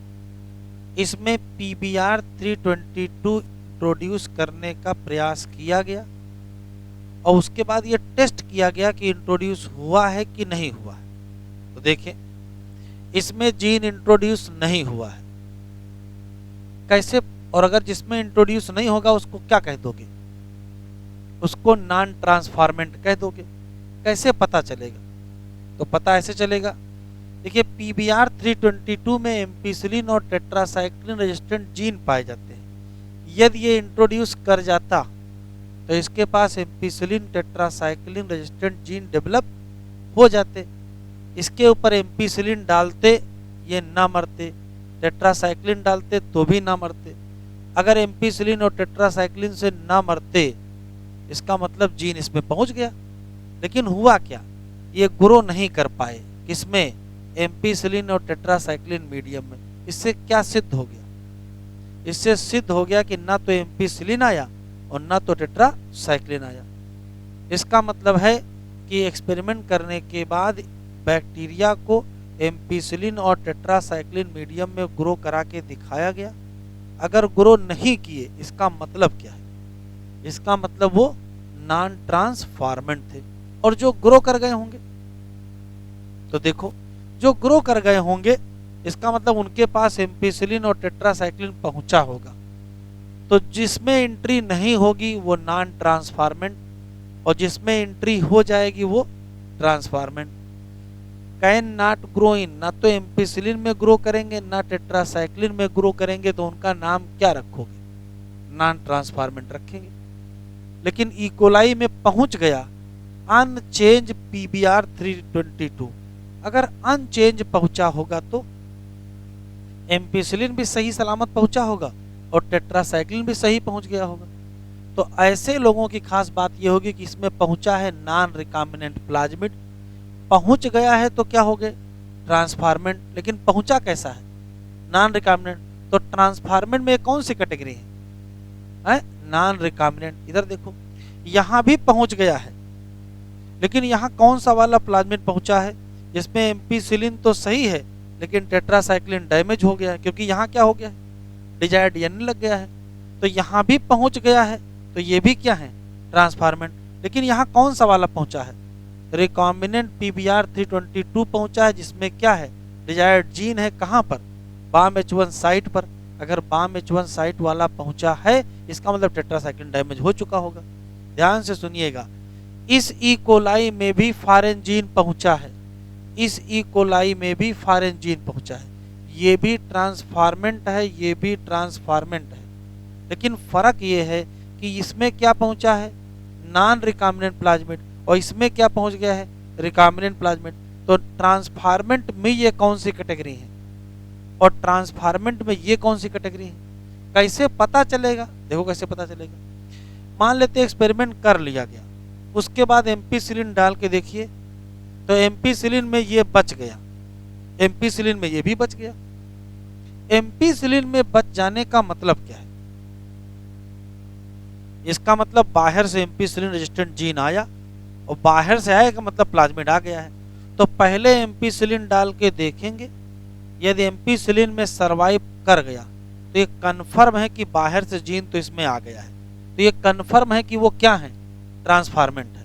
अब जो ट्रांसफॉर्मेंट है वही तो दो टाइप के हैं, एक नॉन रिकॉम्बिनेंट और एक रिकॉम्बिनेंट। तो क्या करिए, टेट्रासाइक्लिन डाल के देख लीजिए। ध्यान से सुनिएगा, यदि टेट्रासाइक्लिन में भी जिंदा बच गए तो इसका मतलब क्या है, नॉन रिकॉम्बिनेंट। लेकिन टेट्रासाइक्लिन में जिंदा नहीं बच पा रहे हैं, इसका मतलब वो क्या है, रिकॉम्बिनेंट। तो देखो जो ट्रांसफॉर्मेंट में नॉन रिकॉम्बिनेंट होंगे वो एम्पीसिलिन में पहले ग्रो करेंगे, बाद में टेट्रासाइक्लिन में भी ग्रो कर जाएंगे। लेकिन ट्रांसफॉर्मेंट में जो रिकॉम्बिनेंट होंगे वो एम्पीसिलिन में तो ग्रो करेंगे लेकिन टेट्रासाइक्लिन में ग्रो नहीं करेंगे। तो क्या किया गया, एक्सपेरिमेंट कर लिया गया, पहले एम्पीसिलिन डाले, एम्पीसिलिन से भी मर गया, टेट्रासाइक्लिन से भी मर गया। इसका मतलब क्या है, इसका मतलब है non transformant can not survive either in ampicillin और इन टेट्रासाइक्लिन। तो क्या कंफर्म हो गया, नॉन ट्रांसफॉर्मेंट। एम्पीसिलिन में सर्वाइव कर गए तो कंफर्म है कि ये क्या है, ट्रांसफॉर्मेंट है। लेकिन ये कंफर्म नहीं है कि ये रिकॉम्बिनेंट है कि नॉन रिकॉम्बिनेंट। वो कैसे कंफर्म होगा, टेट्रासाइक्लिन डाल के देख लीजिए। अगर टेट्रासाइक्लिन में मर गए तो और बच गए तो आराम से बताएं कौन सी एंटीबायोटिक है जो ट्रांसफॉर्मेंट को सेलेक्ट करती है। देखो दो ही ऑप्शन है, सिक्का ना उछालो, आधे लोग एम्पीसिलिन की तरफ आधे लोग टेट्रासाइक्लिन की तरफ, हम पता नहीं किधर हैं, ऐसा ना करो। कौन सी एंटीबायोटिक रेजिस्टेंट जीन है जो ट्रांसफॉर्मेंट सेलेक्ट करने के लिए है इस केस में, तो इस केस में एम्पीसिलिन है। एम्पीसिलिन में ट्रांसफॉर्मेंट कंफर्म हो जाएगा। टेट्रासाइक्लिन डाल के क्या कंफर्म करते हो? अगर टेट्रासाइक्लिन में बच गए तो नॉन रिकॉम्बिनेंट, और टेट्रासाइक्लिन मर गए तो बताओ कौन सा एंटीबायोटिक रेजिस्टेंट जीन है जो ट्रांसफॉर्मेंट सेलेक्ट करेगा? एम्पीसिलिन। और कौन है जो रिकॉम्बिनेंट सेलेक्ट करेगा? टेट्रासाइक्लिन। भाई इतने सारे क्वेश्चन, आखिरी सवाल याद रखेंगे। एग्जामिनर दिमाग लगा दे और बाम H1 की जगह PST फट से काट दे, तब क्या होगा? तो अगर PST फर्स्ट से काट दिया तो सवाल यही है दो, किससे ट्रांसफॉर्मेंट सेलेक्ट करोगे और किससे रिकॉम्बिनेंट सेलेक्ट करोगे? तो याद ऐसे रखेंगे, जो जो रेजिस्टेंट जीन कट जाएगा, जो भी कट जाएगा वही रिकॉम्बिनेंट बताएगा। बस एक लाइन कॉन्सेप्ट, जो कट जाएगा वो रिकॉम्बिनेंट और जो बच जाएगा, अच्छा, वो ट्रांसफॉर्मेंट सेलेक्ट कर। सारी मेहनत बेकार कर देते हो। पूरा एक्सपेरिमेंट करने के बाद ये याद रखोगे क्वेश्चन लगाते समय कि जो जीन बच गया हो उसकी मदद से ट्रांसफॉर्मेंट सेलेक्ट करोगे और जो जीन कट गया हो उसकी मदद से रिकॉम्बिनेंट। जैसे हमने कह दिया साल 1 का इस्तेमाल किया, बताओ कौन ट्रांसफॉर्मेंट सेलेक्ट करेगा और कौन रिकॉम्बिनेंट? तो एम्पीसिलिन ट्रांसफॉर्मेंट और टेट्रासाइक्लिन। अच्छा, PVU फर्स्ट से काट दिया तो टेट्रासाइक्लिन ट्रांसफॉर्मेंट और एम्पीसिलिन रिकॉम्बिनेंट। कितना आसान है, जो कट गया उससे रिकॉम्बिनेंट और जो बच गया उससे ट्रांसफॉर्मेंट। अब याद रहेगा, चाहे जितना एग्जामिनर दिमाग लगा ले, बस ये याद रखिएगा कटा कौन सा साइट है। एग्जामिनर ने दिमाग लगा दिया इस बार, उसने ना एम्पीसिलिन काटा और ना टेट्रासाइक्लिन काटा। अभी रटे क्या हो कि एक एम्पीसिलिन अगर ट्रांसफॉर्मेंट सेलेक्ट करेगा तो टेट्रासाइक्लिन रिकॉम्बिनेंट करेगा, या तो टेट्रासाइक्लिन ट्रांसफॉर्मेंट सेलेक्ट करेगा तो एम्पीसिलिन रिकॉम्बिनेंट। एग्जामिनर ने दोनों नहीं काटे, अब क्या होगा? अब जब दोनों नहीं काटेगा तो उसका कॉन्सेप्ट ही खत्म हो जाएगा। फिर भाई कोई एक कटना चाहिए ना। इसी साल एग्जामिनर ने दिमाग लगा लिया, ना एम्पीसिलिन को काटा और ना टेट्रासाइक्लिन काटा। लेकिन बच्चों ने क्या किया, कहा या तो एम्पीसिलिन वाला आंसर सही होगा या तो टेट्रासाइक्लिन वाला सही होगा। भैया वो तो तब सही होगा जब कोई कटेगा, और कटा ही ना, ये वाला कटा ना कटा। काट कहां से दिया? काट दिया यहां से, इस जगह से काट दिया। अब अगर इस जगह से काट देगा इको R1 वाली जगह से, तो क्या होगा? अगर इको R1 वाली जगह से काटोगे तो क्या एंटीबायोटिक रेजिस्टेंट जीन की मदद से ट्रांसफॉर्मेंट रिकॉम्बिनेंट सेलेक्ट कर पाओगे? नहीं कर पाओगे। तब फिर कुछ और कॉन्सेप्ट होगा, वो कॉन्सेप्ट आगे देंगे। यहां तक क्लियर? लिख लिए हो? ये लिख लिया है तो लिखो।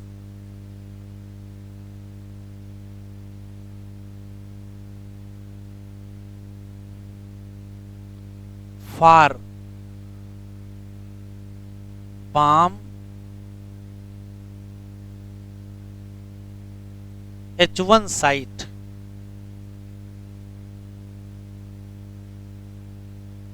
बस ये याद रखिएगा, इसी के लिए लिख रहा हूं, पाम H1 के लिए। क्या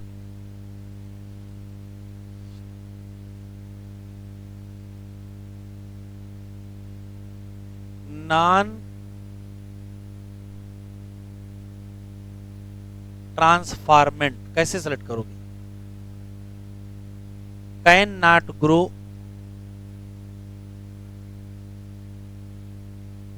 इन एम्पीसिलिन एंड क्या cyclin both medium.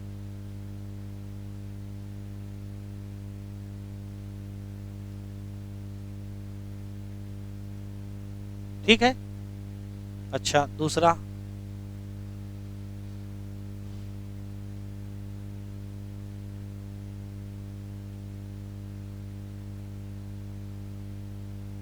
Transformant and non recombinant, बताओ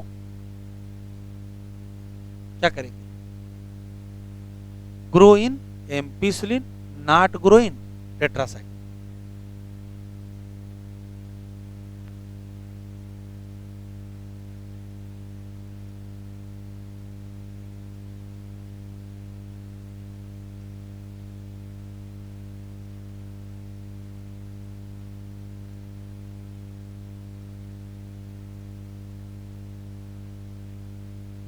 और तीसरे हैं क्या?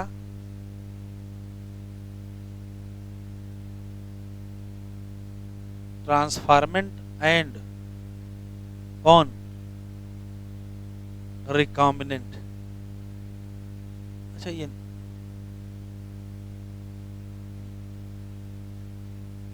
ये दोनों ग्रो करेंगे ना, एम्पिसिलिन में और टेट्रासाइक्लिन।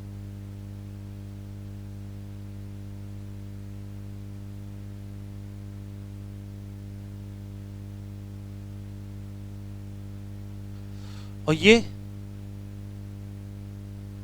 ग्रो करेंगे किसमें? एम्पिसिलिन। और नहीं ग्रो करेंगे किसमें?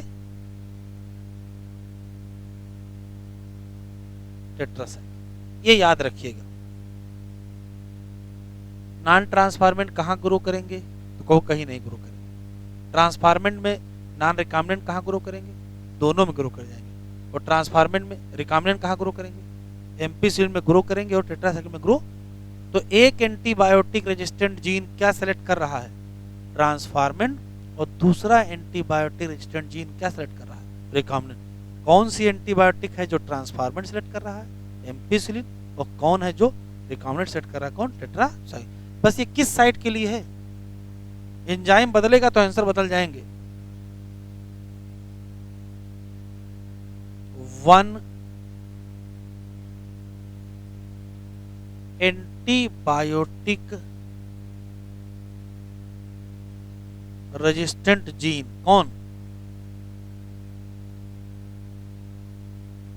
एम्पिसिलिन। काहे में? Help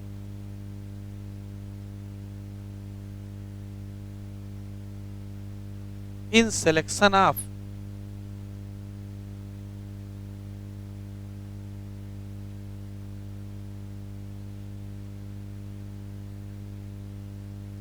transformants. और अदर एंटीबायोटिक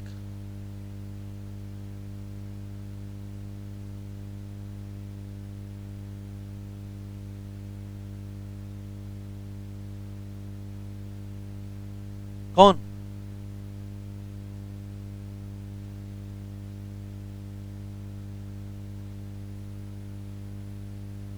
ये बेटा किसमें है?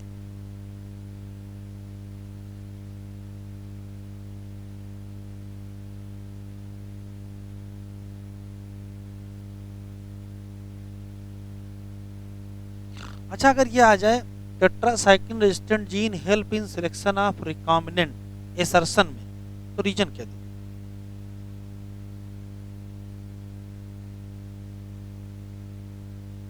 पूछने वाली बात है। Tetracycline resistant gene help in selection of recombinant, ये एसर्शन है। रीजन तो कहोगे टेट्रासाइक्लिन रेजिस्टेंट जीन इनएक्टिवेट हुई है, इंसर्शनल इनएक्टिवेशन हुआ है, इसी नाते उसका इस्तेमाल हो रहा है। बिकाज तो जो सोच सकता है जानवर वो हम लोग पहले सोचे ले रहे हैं। Because tetracycline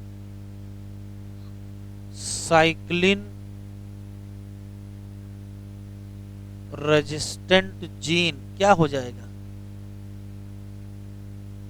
inactivate by action of क्या? पाम H1। अब सही है।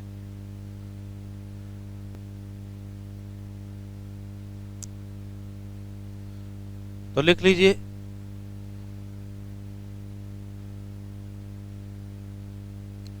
If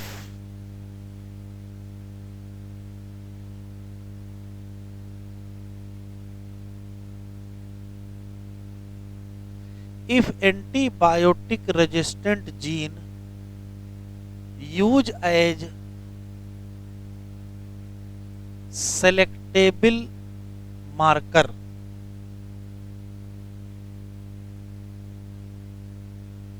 use as selectable marker क्या है? टू प्लेटिंग या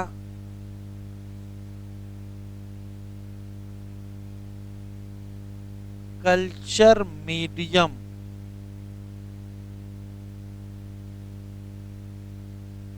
रिक्वायर, कम से कम 2 कल्चर मीडियम चाहिए। ठीक है,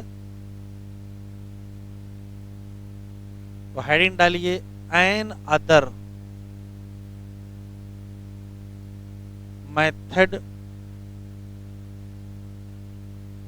टू सेलेक्ट रिकॉम्बिनेंट, कैसे?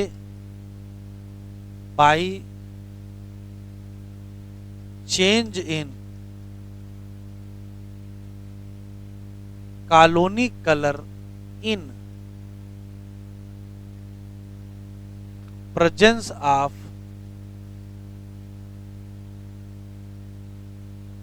क्रोमाजेनिक सब्सटेंस, क्रोमाजेनिक सब्सटेंस के प्रेजेंस में कॉलोनी का कलर बदल के सीधे क्या सेलेक्ट कर लो, रिकॉम्बिनेंट सेलेक्ट कर लो, वो कॉन्सेप्ट डेवलप किया गया। देखो क्या है, जैसे मान लेते हैं कि ये ई कोलाई है और ई कोलाई का मान लेते हैं ये जीनोम है,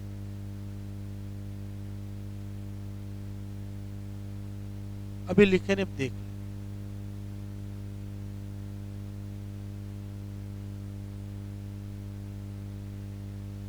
और जीनोम क्या प्लाज्मिड कर देते हैं। मान लेते हैं कि ये ई कोलाई का प्लाज्मिड है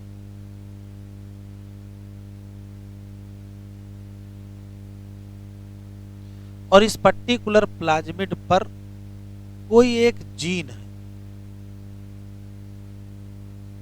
और जब वो एक्सप्रेस करता है तो रिजल्ट है बीटा गैलेक्टोसाइडेज बनता है। क्या बनता है? Beta galactosidase. ये बीटा गैलेक्टोसाइडेज क्या करता है, कोई एक केमिकल है X, उसको Y में कन्वर्ट होता है और Y Z में कन्वर्ट होता है। जब बैक्टीरिया की कॉलोनी के ऊपर क्रोमाजेनिक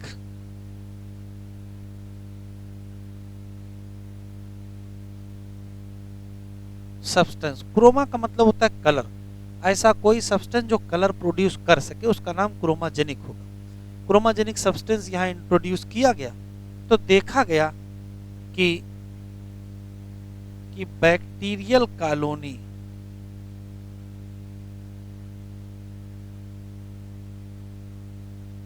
ब्लू हो गई या ब्लू कॉलोनी हो गई।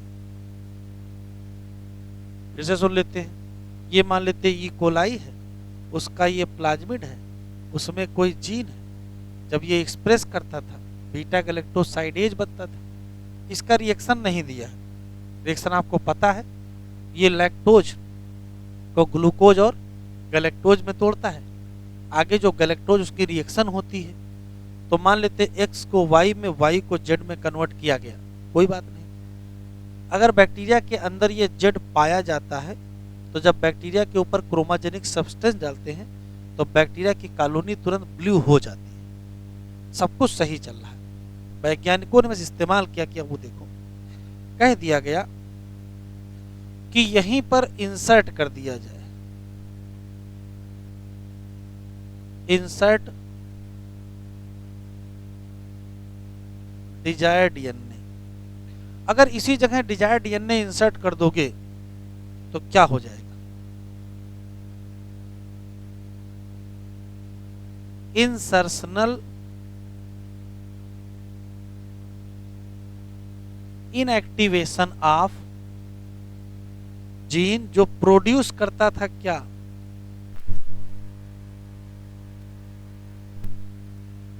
Beta galactosidase. अगर ये जीन इनएक्टिव हो गया तो ये बताओ इनएक्टिव होने का नुकसान क्या होगा। तो जैसे ही इंसर्शनल इनएक्टिवेशन होगा तो ये जीन खराब, तो बीटा गैलेक्टोसाइडेज नहीं बना। अगर बीटा गैलेक्टोसाइडेज नहीं बना तो एक्स से वाई नहीं बनेगा, वाई से जेड नहीं बनेगा। तो जब क्रोमाजेनिक सब्सटेंस डालोगे तो बैक्टीरियल कॉलोनी ब्लू होगी नहीं होगी, वाइट रहेगी। ध्यान सुनिए, आपने पूरा एक्सपेरिमेंट कर लिया, जीन इंट्रोड्यूस कर लिया, और ये पता करना है कि जीन इंट्रोड्यूस हुआ है कि नहीं हुआ। आपने क्रोमाजेनिक सब्सटेंस उसके ऊपर डाला, एक्सपेरिमेंट से पहले बैक्टीरिया की कॉलोनी ब्लू हो रही थी, एक्सपेरिमेंट के बाद भी कॉलोनी ब्लू हो गई। इसका क्या मतलब? इसका मतलब है जीन में कोई चेंज, इसका मतलब इंसर्शनल इनएक्टिवेशन नहीं हुआ, इसका मतलब रिकॉम्बिनेशन नहीं हुआ, इसका मतलब ये क्या है, नॉन रिकॉम्बिनेंट है। अच्छा, एक्सपेरिमेंट के पहले कॉलोनी ब्लू हो रही थी, आपने एक्सपेरिमेंट कर लिया, उसके बाद आपने क्रोमाजेनिक सब्सटेंस डाला और कॉलोनी ब्लू नहीं हुई। इसका क्या मतलब है? इसका मतलब है कि इंसर्शनल इनएक्टिवेशन हुआ है, इसका मतलब है जीन इंट्रोड्यूस हुआ है। जीन अगर इंट्रोड्यूस हुआ है तो फिर रिकॉम्बिनेशन हुआ है। तो बड़ा आसान है, जीन इंट्रोड्यूस कर लीजिए, करने के बाद क्रोमाजेनिक सब्सटेंस डाल लीजिए एक ही बार में। अगर कलर बदल गया तो क्या है, अगर ब्लू हो गया तो नॉन रिकॉम्बिनेंट, अगर कलर बदल गया ब्लू हो गया तो नॉन रिकॉम्बिनेंट, और अगर ब्लू नहीं हुआ तो रिकॉम्बिनेंट। तो क्या 2 बार प्लेटिंग करनी पड़ी? नहीं बार, एक ही बार में। और सीधे क्या पता चला गया, सीधे पता चल गया रिकॉम्बिनेंट। तो अगर इंसर्शन इनएक्टिवेशन हुआ तो नहीं प्रोड्यूस होगा, नो प्रोड्यूस बीटा, तो क्या कलर बनेंगे, no blue colour of colony in presence of chromogenic substance. इसी साल इस्तेमाल कर लिया। फिर से सुन लेते हैं, लिखते चलिए। किसी भी बैक्टीरिया इकोलाई में मान लेते हैं प्लाज्मिड पर कोई जीन है जिसके एक्सप्रेशन से बीटा गैलेक्टोसाइडेज एंजाइम बनता था, उसकी मदद से कोई रिएक्शन होती थी। अंततः जब क्रोमाजेनिक सब्सटेंस डालते थे तो बैक्टीरिया अपना रंग बदल के ब्लू कर लेता था। ठीक कब? जब जीन इंसर्ट नहीं हुआ था। आपने जीन इंसर्ट कर दिया, इनएक्टिवेशन हो गया, उसके बाद बीटा गैलेक्टोसाइडेज नहीं बना, फिर आपने क्रोमाजेनिक जब डाला तो ब्लू कलर नहीं हुआ। तो बस यहाँ 2 स्पष्ट बातें हैं। यदि क्रोमाजेनिक सब्सटेंस में बैक्टीरिया की कॉलोनी ब्लू हो गई, ये क्या सिद्ध करती है? ये सिद्ध करती है कि इंसर्शन इनएक्टिवेशन नहीं हुआ है, मतलब नॉन रिकॉम्बिनेंट कॉलोनी है। और अगर ब्लू नहीं हुई तो ब्लू ना होने का मतलब व्हाइट थी, व्हाइट ही रही। तो इसका मतलब क्या है? तो का मतलब ये है कि उसमें इंसर्शन इनएक्टिवेशन हुआ है, और इसका मतलब ये क्या है, रिकॉम्बिनेंट कि नॉन रिकॉम्बिनेंट। तो ब्लू अगर हो गए तो नॉन रिकॉम्बिनेंट, और ब्लू नहीं हुए तो रिकॉम्बिनेंट। कितना आसान है।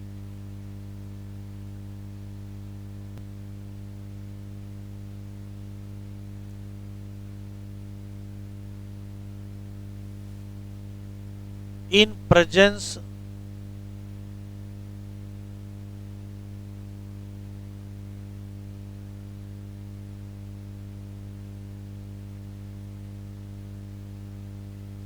presence of chromogenic substance,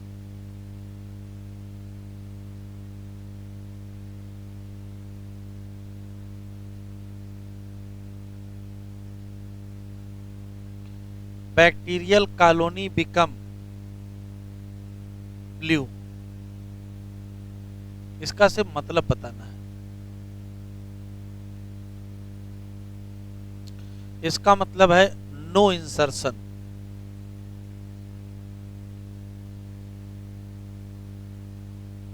of alien DNA एक मतलब है, इसका ये भी मतलब है ये सेलेक्ट हो गए एज नॉन रिकॉम्बिनेंट। अच्छा,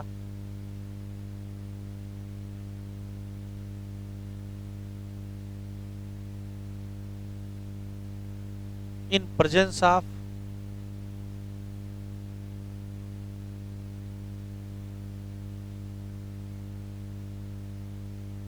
क्रोमाजेनिक सब्सटेंस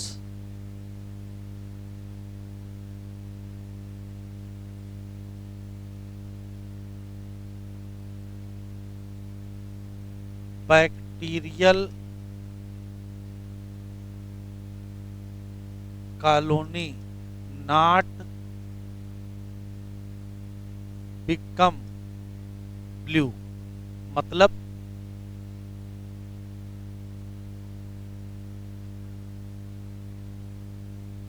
रिमेन व्हाइट। बात देखिए, इसका मतलब क्या है? इसका मतलब है इंसर्शन हो गया है एलियन डीएनए का। इसका ये भी तो मतलब है select as recombinant.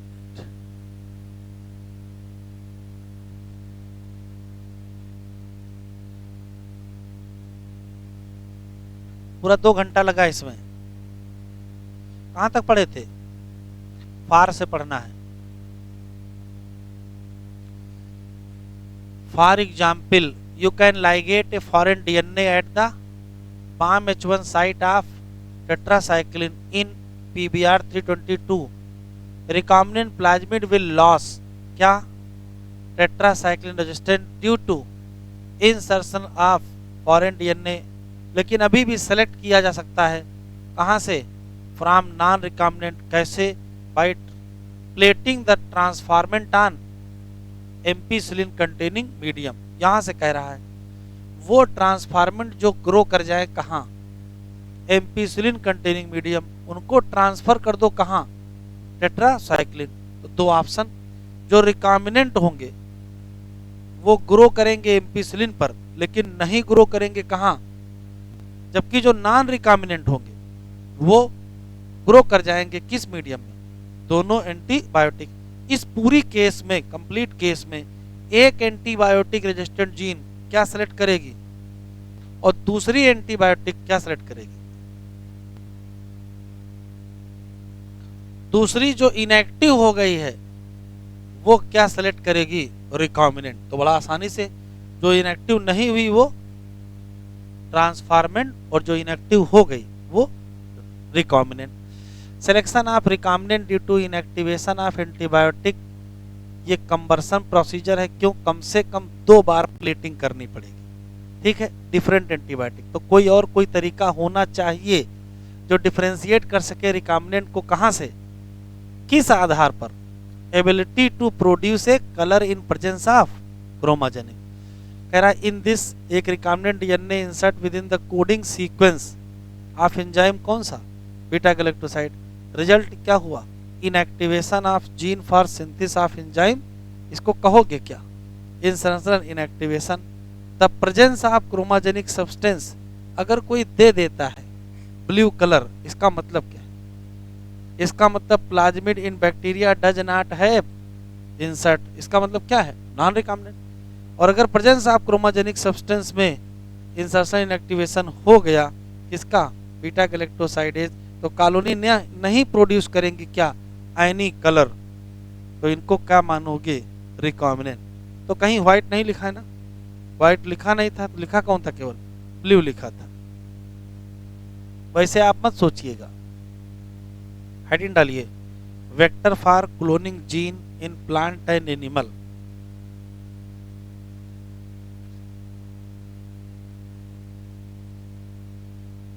Vector for cloning gene in plant and animal.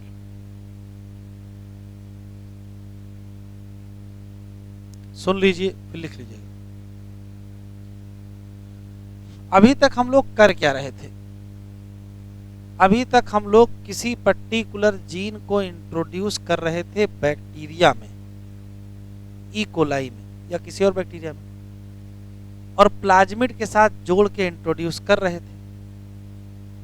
मान लेते हैं कि किसी एलियन डीएनए को किसी यूकैरियोटिक सेल में इंट्रोड्यूस करना है, जैसे प्लांट सेल में इंट्रोड्यूस करना है, एनिमल सेल में इंट्रोड्यूस करना है, तो क्या PBR 322 को एनिमल सेल के अंदर डाल दिया जाए? स्वीकार ही नहीं करेगा भाई। प्लाज्मिड तो वही एक्सेप्ट करेगा जिसमें प्लाज्मिड होता होगा। तो मान लेते हैं कि किसी यूकैरियोटिक सेल में कोई जीन ऑफ इंटरेस्ट आप इंट्रोड्यूस करना चाहते हो, तो कैसे इंट्रोड्यूस करोगे? और इंट्रोड्यूस करने का मतलब ये भी है कि आप इंट्रोड्यूस करने के बाद उसकी कॉपी भी तो बने। अगर कॉपी नहीं बनी तो भी इंट्रोड्यूस करना बेकार है। तो वैज्ञानिकों के सामने समस्या खड़ी हो गई। किसी प्रोकैरियोटिक सेल में एलियन डीएनए इंट्रोड्यूस करके कॉपी बनवाना तो आसान हो गया था। क्यों? प्लाज्मिड को काटिए, उसमें जोड़िए और प्लाज्मिड ही डाल दीजिए, बात खत्म। लेकिन अगर किसी प्लांट सेल में, किसी एनिमल सेल में एलियन डीएनए इंट्रोड्यूस करना चाहते हो और उसकी क्लोनिंग करवाना चाहते हो, तो ये बड़ा कठिन मुश्किल था। तो इसका हल वैज्ञानिकों ने कैसे ढूंढा है वो समझिएगा। तो पहले तो रट लीजिएगा कि यदि किसी पर्टिकुलर प्लांट या किसी पर्टिकुलर एनिमल में क्या करना है, क्लोनिंग करवानी है किसी पर्टिकुलर जीन की, तो कोई ना कोई वेक्टर तो यूज ही करना पड़ेगा। तो उस वेक्टर के नाम याद रखो। अगर एनिमल में इंट्रोड्यूस करना है तो वो रेट्रोवायरस है, और अगर प्लांट में इंट्रोड्यूस करना है तो वो एग्रोबैक्टीरियम ट्यूमीफैसियंस बैक्टीरिया। ये आप रट लीजिएगा। अब ये कैसे वेक्टर की तरीके से यूज हो गए ये समझना है।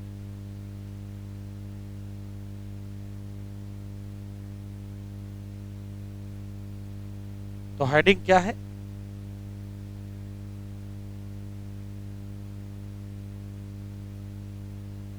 वेक्टर फॉर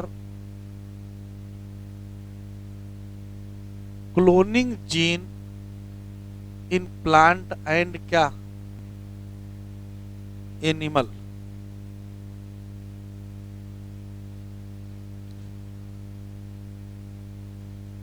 तो पहली लाइन लिख लेंगे, एग्रोबैक्टीरियम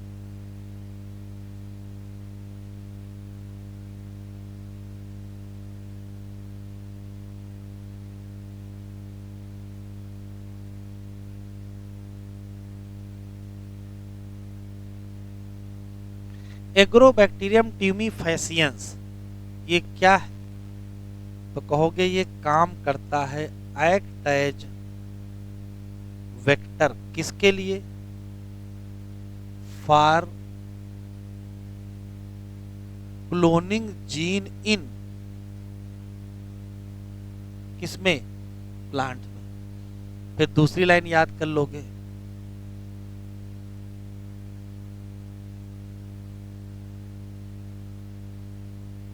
रेट्रोवायरस ये क्या काम करता है?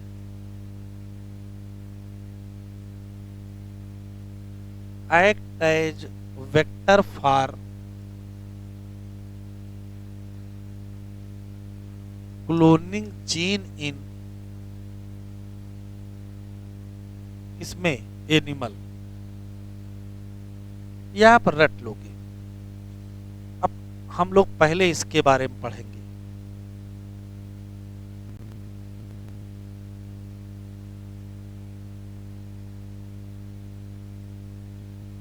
एग्रोबैक्टीरियम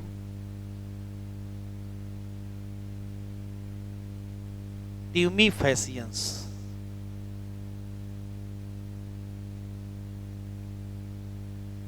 देख लो, फिर आराम से लिखिए। जैसे मान लेते हैं कि ये एग्रोबैक्टीरियम ट्यूमीफैसियंस है और ये उसके पास उसका प्लाज्मिड है।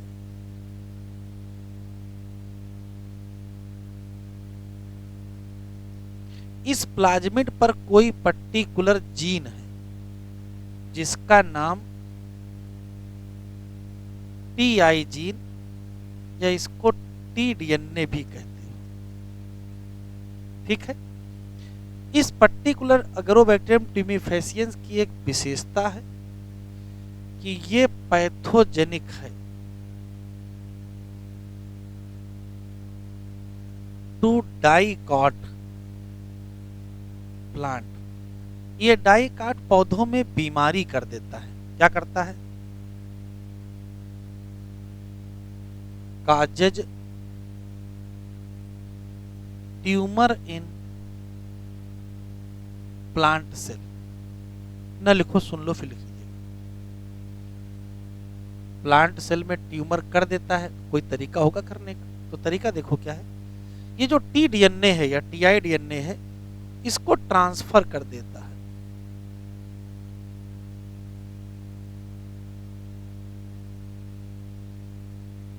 और ट्रांसफर ही नहीं करता है, इसको मल्टीप्लाई भी कर देता है।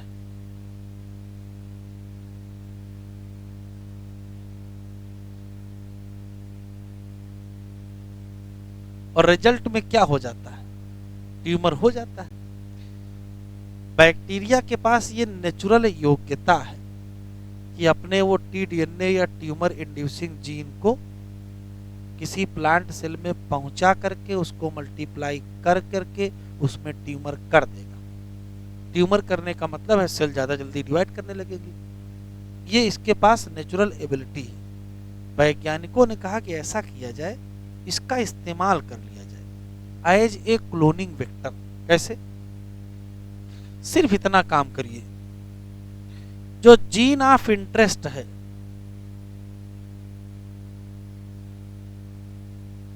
उसको इंसर्ट कर दीजिए इन प्लाज्मिड ऑफ एग्रोबैक्टीरियम। बस इतना ही करना है। अगर आप जीन ऑफ इंटरेस्ट को यहां जोड़ दोगे तो क्या होगा? तो काम हो जाएंगे। इसी जगह जोड़ेंगे जहां टीडीएनए है। जब जोड़ोगे तो इसको काटोगे भी तो ये डैमेज भी हो जाएगा, और इसी जगह जोड़ भी देंगे तो एक पंथ दो काज हो जाएंगे। हमको काट के जोड़ना ही था, तो क्यों ना उसी जगह से काट दे जहां ट्यूमर वाला जीन है। तो ट्यूमर वाला जीन क्या हो जाएगा? इनएक्टिव हो जाएगा। तो अगर ट्यूमर जीन इनएक्टिव हो जाएगा, उसके बाद इसी बैक्टीरिया से कहा जाए कि चलो उस प्लांट सेल में हमारा जीन पहुंचा दो, पहुंचा ही देगा, क्योंकि इसके पास योग्यता है ट्रांसफर करने की, योग्यता है मल्टीप्लाई करने की। तो वैज्ञानिकों ने इसकी इस योग्यता का इस्तेमाल केवल कर लिया है। यदि जीन ऑफ इंटरेस्ट को जोड़ दिया जाए प्लाज्मिड ऑफ एगरोबैक्टीरियम ट्यूमीफेसियंस,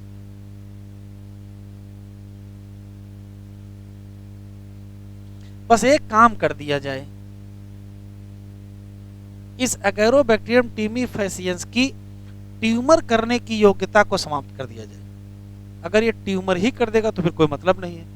ऐसा कोई भी एग्रोबैक्टीरियम जिसकी ट्यूमर करने की योग्यता समाप्त हो जाए उसको कहते हैं डिसआर्म पैथोजन। इसकी पैथोजेनिक प्रॉपर्टी ही खत्म कर देंगे, तो इसको डिसआर्म वेक्टर कहते हैं। तो इसकी क्या कर दी जाए? डिसआर्म कर दिया जाए। डिसआर्म का मतलब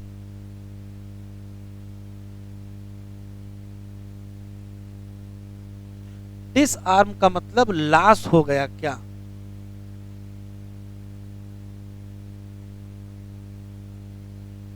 पैथोजेनिक नेचर अब नहीं करेगा। क्या? ट्यूमर। लेकिन इस डिसआर्म एग्रोबैक्टीरियम को हम यूज कर लेंगे, इसको हम यूज कर लेंगे एज क्या? Cloning vector. बात समझ में आई? क्या किया है? सिर्फ इतना सा कॉन्सेप्ट है कि एग्रोबैक्टीरियम ट्यूमीफेसियंस के पास प्लाज्मिड है, उसके पास टीडीएनए है, टीआई जीन है, उसके पास योग्यता है कि वो जीन को इंसर्ट कर लेगा किसी पर्टिकुलर प्लांट सेल में, मल्टीप्लाई भी कराएगा, अपने मनपसंद के प्रोटीन बनवाएगा। इस कड़ी में प्लांट सेल में ट्यूमर हो जाएगा। वैज्ञानिकों ने कहा कि ऐसा करते हैं, जीन ऑफ इंटरेस्ट को इसके प्लाज्मिड के साथ जोड़ देते हैं, बस उसके आगे काम ये स्वयं करेगा। हमारा जीन प्लांट सेल के अंदर पहुंचाएगा भी और कॉपी बनवाएगा भी। लेकिन एक समस्या थी, ये ट्यूमर कर देता था। तो क्या एक काम करते हैं, उसी जगह इंसर्ट कर देते हैं जहाँ ट्यूमर वाला जीन है। तो दो फायदे हो जाएंगे, क्या? वो जीन भी खराब हो जाएगा, हमारा जीन तो जुड़ ही जाएगा। तो ऐसे किसी भी एग्रोबैक्टीरियम टीमीफेसियंस जिसकी पैथोजेनिक प्रॉपर्टी खत्म हो जाए, टीआई जीन इनएक्टिवेट हो जाए, उसको क्या कहोगे? उसको डिसआर्म एग्रोबैक्टीरियम टीमीफेसियंस कहोगे।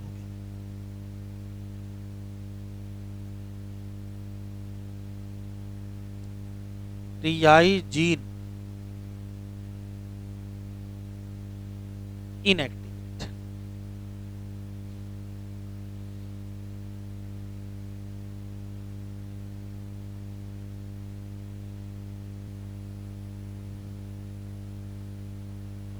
अब है retrovirus.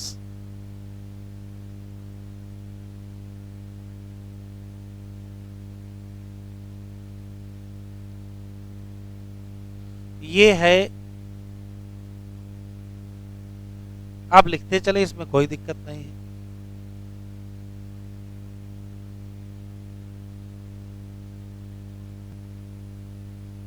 RNA containing virus.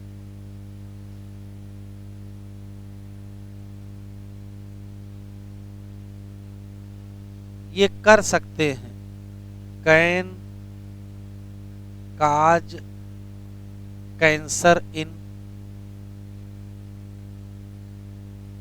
Animal cell. क्यों?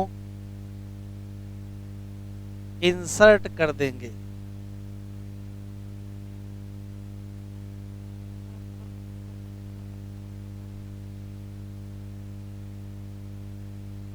Genetic material in animal cell and बना लेंगे क्या? Make multiple copy. और क्या कर देंगे? कैंसर कर देंगे। वैज्ञानिकों ने कहा इनका इस्तेमाल कर लेते हैं, बस क्या करना पड़ेगा? डिसआर्म।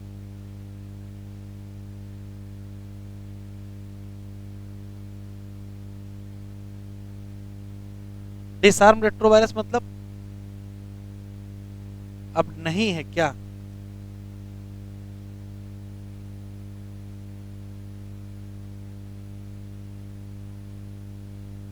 पैथोजेनिक प्रॉपर्टी नहीं है, ये यूज हो जाएंगे।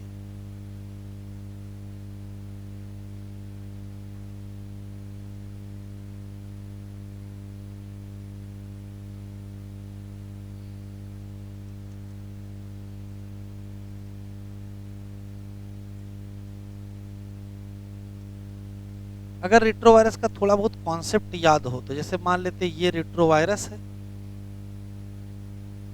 और उसके अंदर ये आरएनए है, और ये मान लेते हैं कि कोई एनिमल सेल है।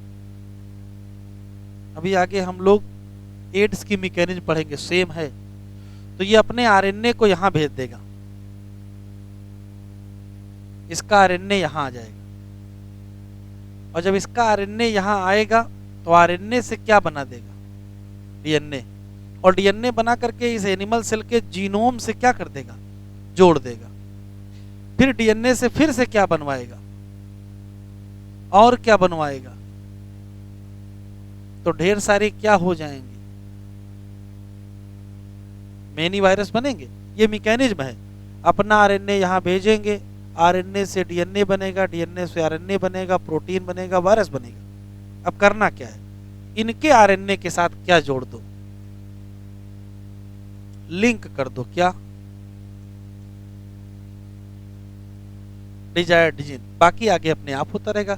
इंसर्शन भी अपने आप होगा, मल्टीप्लिकेशन भी अपने आप होगा। Competent host.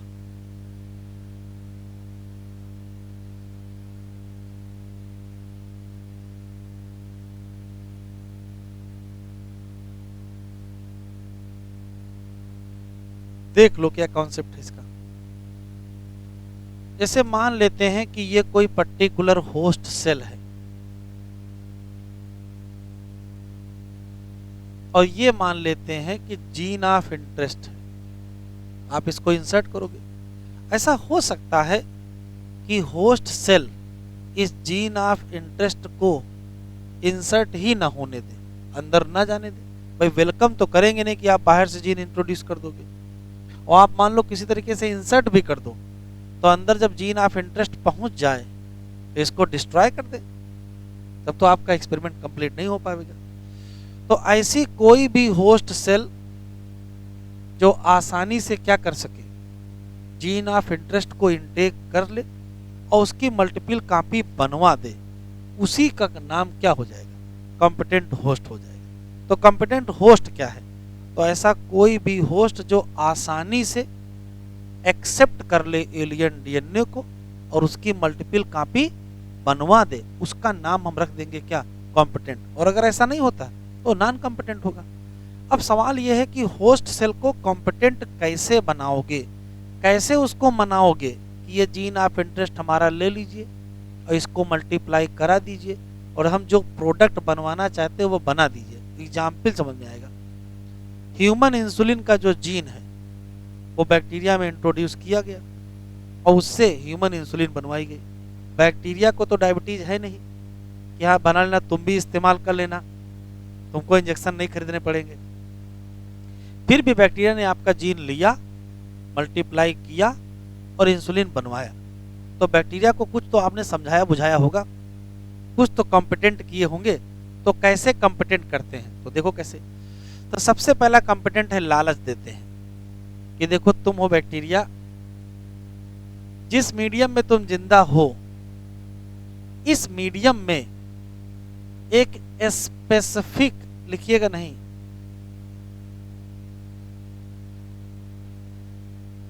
कंसंट्रेशन देंगे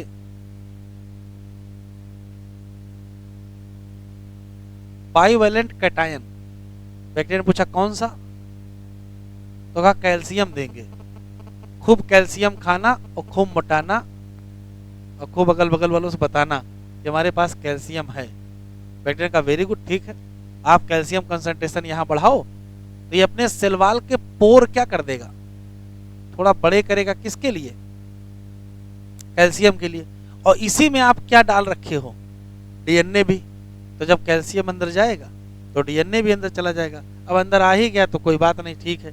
एक तरीका तो ये है। तो बैक्टीरिया को कॉम्पिटेंट कैसे बनाया गया, तो कहोगे एक स्पेसिफिक कंसंट्रेशन दी गई डाइवेलेंट कैटायन, किसकी, कैल्शियम, और जो रिकॉम्बिनेंट डीएनए है वो इंसर्ट हो गया या इंट्रोड्यूस हो गया, किसकी मदद से, तो pore present in cell wall. लेकिन कुछ बैक्टीरिया जान गए कि ये केवल धोखा है, ये ठीक नहीं है। तो क्या किया, तो जो बैक्टीरिया नहीं माने उनको बर्फ की सिल्ली पर लिटाया गया, कांपने लगे। तो कांपने लगे तो यहां से उठाए, गरम प्लेट पर रख दिए 42 डिग्री सेंटीग्रेड। तो गर्मी लगी, जब तक गर्मी लगी तब तक वापस फिर यहीं ले आए, फिर बर्फ पे रख दिए, फिर नहीं माने, फिर गर्म, फिर ठंडा, फिर थोड़ी देर में मान ही जाएगा कि अब रहने दो, इतना गर्म ठंडा ना करो, जो डीएनए कहोगे वो डीएनए ले लेंगे, लेकिन या तो परमानेंट यहां रखो या तो परमानेंट यहां रखो। पहले ठंडा करोगे, फिर गर्म करोगे, फिर ठंडा करोगे, फिर गर्म करोगे। याद रखिएगा, आइस पर, फिर 42 पर, फिर आइस पर, इतने में ही मान जाएगा, ठीक है। तो दूसरा तरीका है हीट शॉक, ये इसको क्या कहते हैं, हीट शॉक।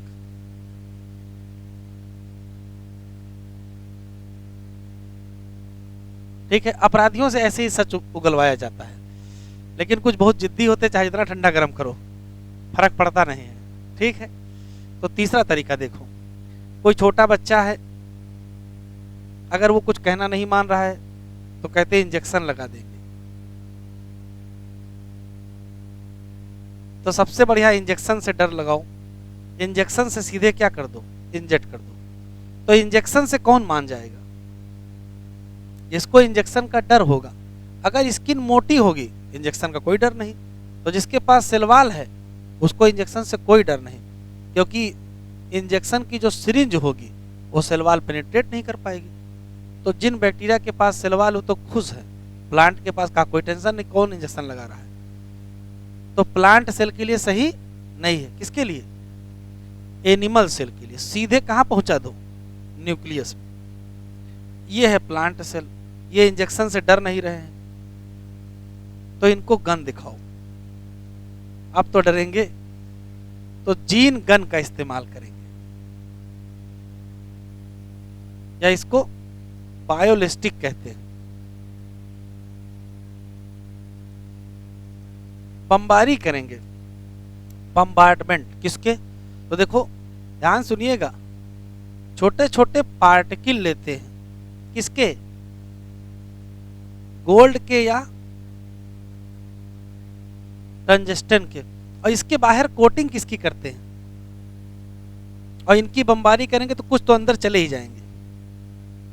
तो क्या ये फीमेल है जो गोल्ड से मान जाएगी, हैं? ऐसा है, हैं? तो मेल को गोल्ड नहीं पसंद है क्या, ठीक है, तो सोने चांदी की बमबारी कर देंगे तब तो मानेंगे। बस ये याद रखिएगा कि सोना चांदी अंदर है, डीएनए बाहर है। उल्टा मत कर देना कि डीएनए का पार्टिकल बना दो और गोल्ड की कोटिंग कर दो, ये मत करना है। पार्टिकल किसका है, गोल्ड का, और कोटिंग किसकी है, डीएनए की, और मैकेनिज्म जीन गन। अगर ये सब फेल हो जाएं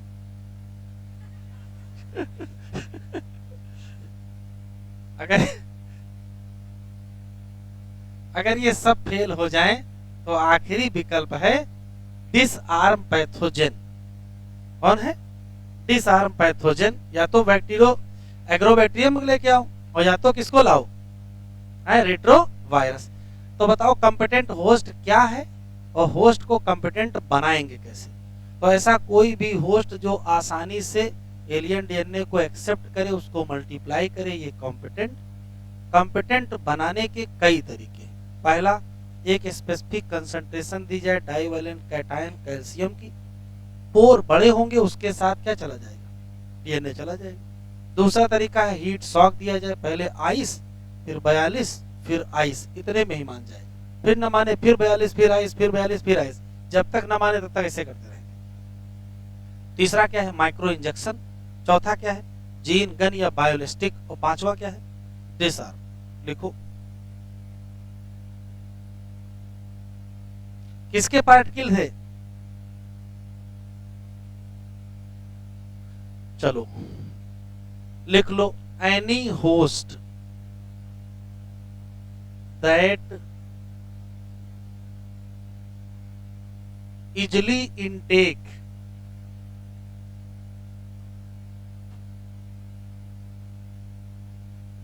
foreign DNA and multiply it, उसको मल्टीप्लाई भी करे।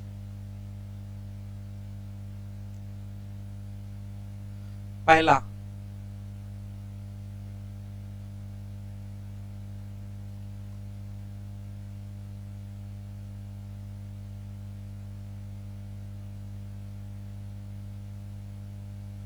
होस्ट बिकम कॉम्पिटेंट बाई, कई तरीके हैं। पहला, प्रोवाइड करो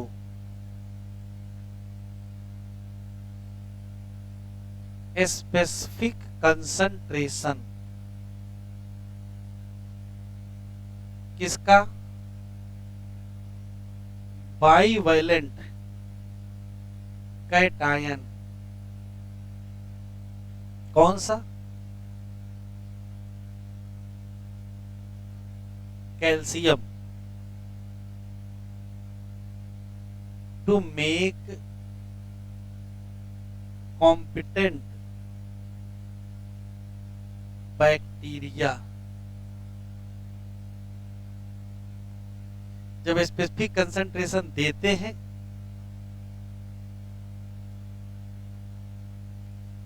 तो recombinant DNA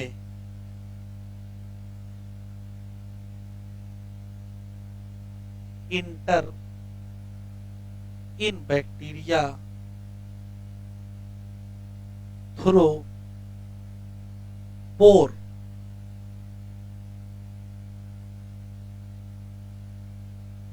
Pore in wall. दूसरा तरीका है हीट शॉक।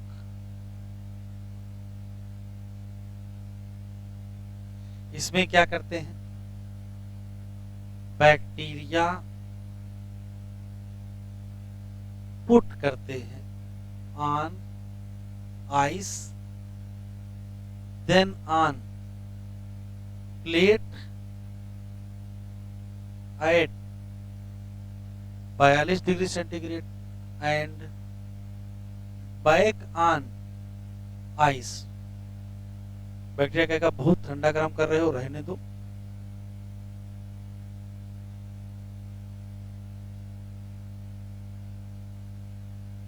क्या कर लेगा, इनटेक हो जाएगा फॉरेन डीएनए। तीसरा तरीका है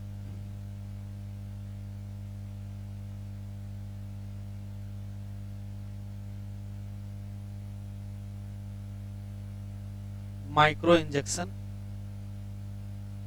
क्या करेंगे, एलियन डीएनए डायरेक्टली इंजेक्ट इन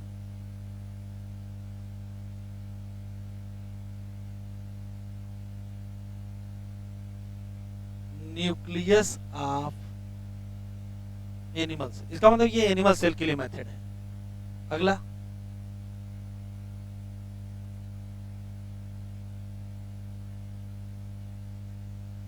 जीन गन या बायोलिस्टिक्स। तो इससे क्या होगा, तो कहोगे माइक्रो पार्टिकल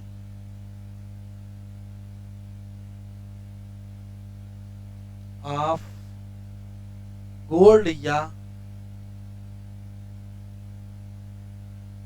टंजस्टन कोटेड विद इससे डीएनए। इन माइक्रो पार्टिकल की बम्बार्डमेंट है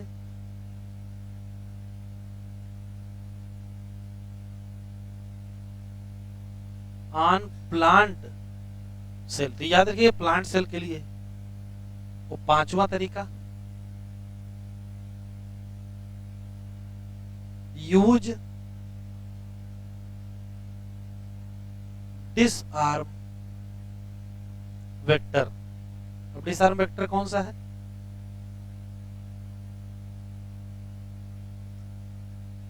या तो यूज कर लो एग्रो बैक्टीरियम का, और या तो यूज कर लो किसको, रेट्रोवायरस का।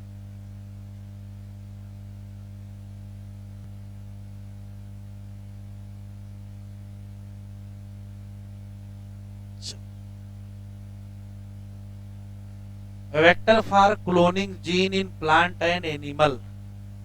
You may surprised to know that, surprise तो होते ही नहीं है, that lesson of transferring gene into plant and animal from bacteria and virus which have known for this for age how to deliver transform eukaryotic cell.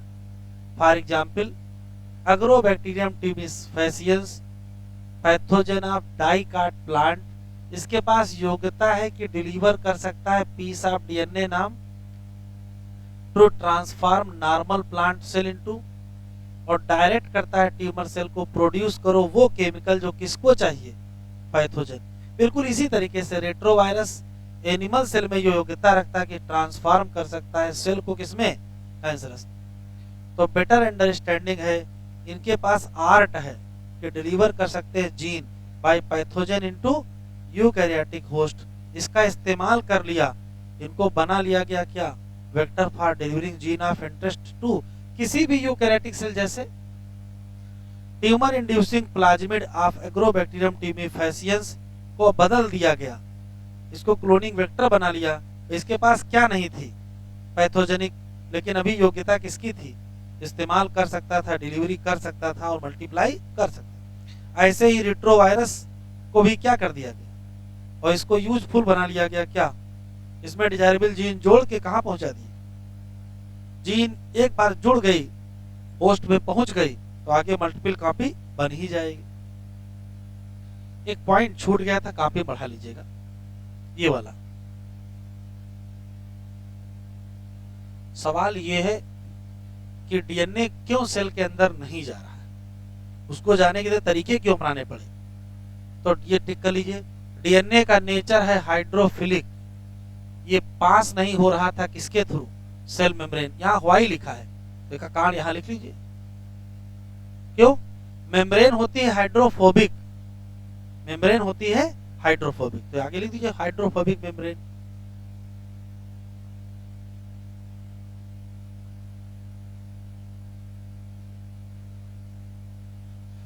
In order to force, बाध्य करो bacteria को ले क्या, plasmid, bacterial cell को क्या बनाना पड़ेगा, competent. कैसे करोगे, या तो ट्रीट कर दो स्पेसिफिक कंसंट्रेशन किसकी, डाइवैलेंट, कौन सा, कैल्शियम, बढ़ जाएगी इफिशियंसी, डीएनए इंटर कर जाएगा। किसके थ्रू इंटर कर जाएगा, porin, cell wall. Recombinant DNA को इंटर कराना है तो कैसे करो, सेल विद रिकॉम्बिनेंट डीएनए पहले कहां रखो, आइस पर, फिर कहां रखो 22, फिर वापस कहां लाओ, आइस। बैक्टीरिया कहेगा ठीक है अब ले लेंगे। नॉट ओनली यही तरीके नहीं, और भी तरीके हैं, जैसे माइक्रो इंजेक्शन, रिकॉम्बिनेंट डीएनए को सीधे इंजेक्ट कर दो कहां, एक और मेथड है किसके लिए, बमबारी कर दो, हाई वेलोसिटी माइक्रो पार्टिकल किसके, गोल्ड या टंगस्टन कोटेड विद, उल्टा मत कर देना, अंदर डीएनए बाहर गोल्ड नहीं कर देना है, बायोलिस्टिक या जीन गन कहते हैं।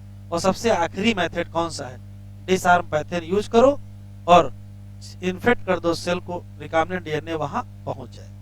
कल पढ़ेंगे लास्ट लेक्चर।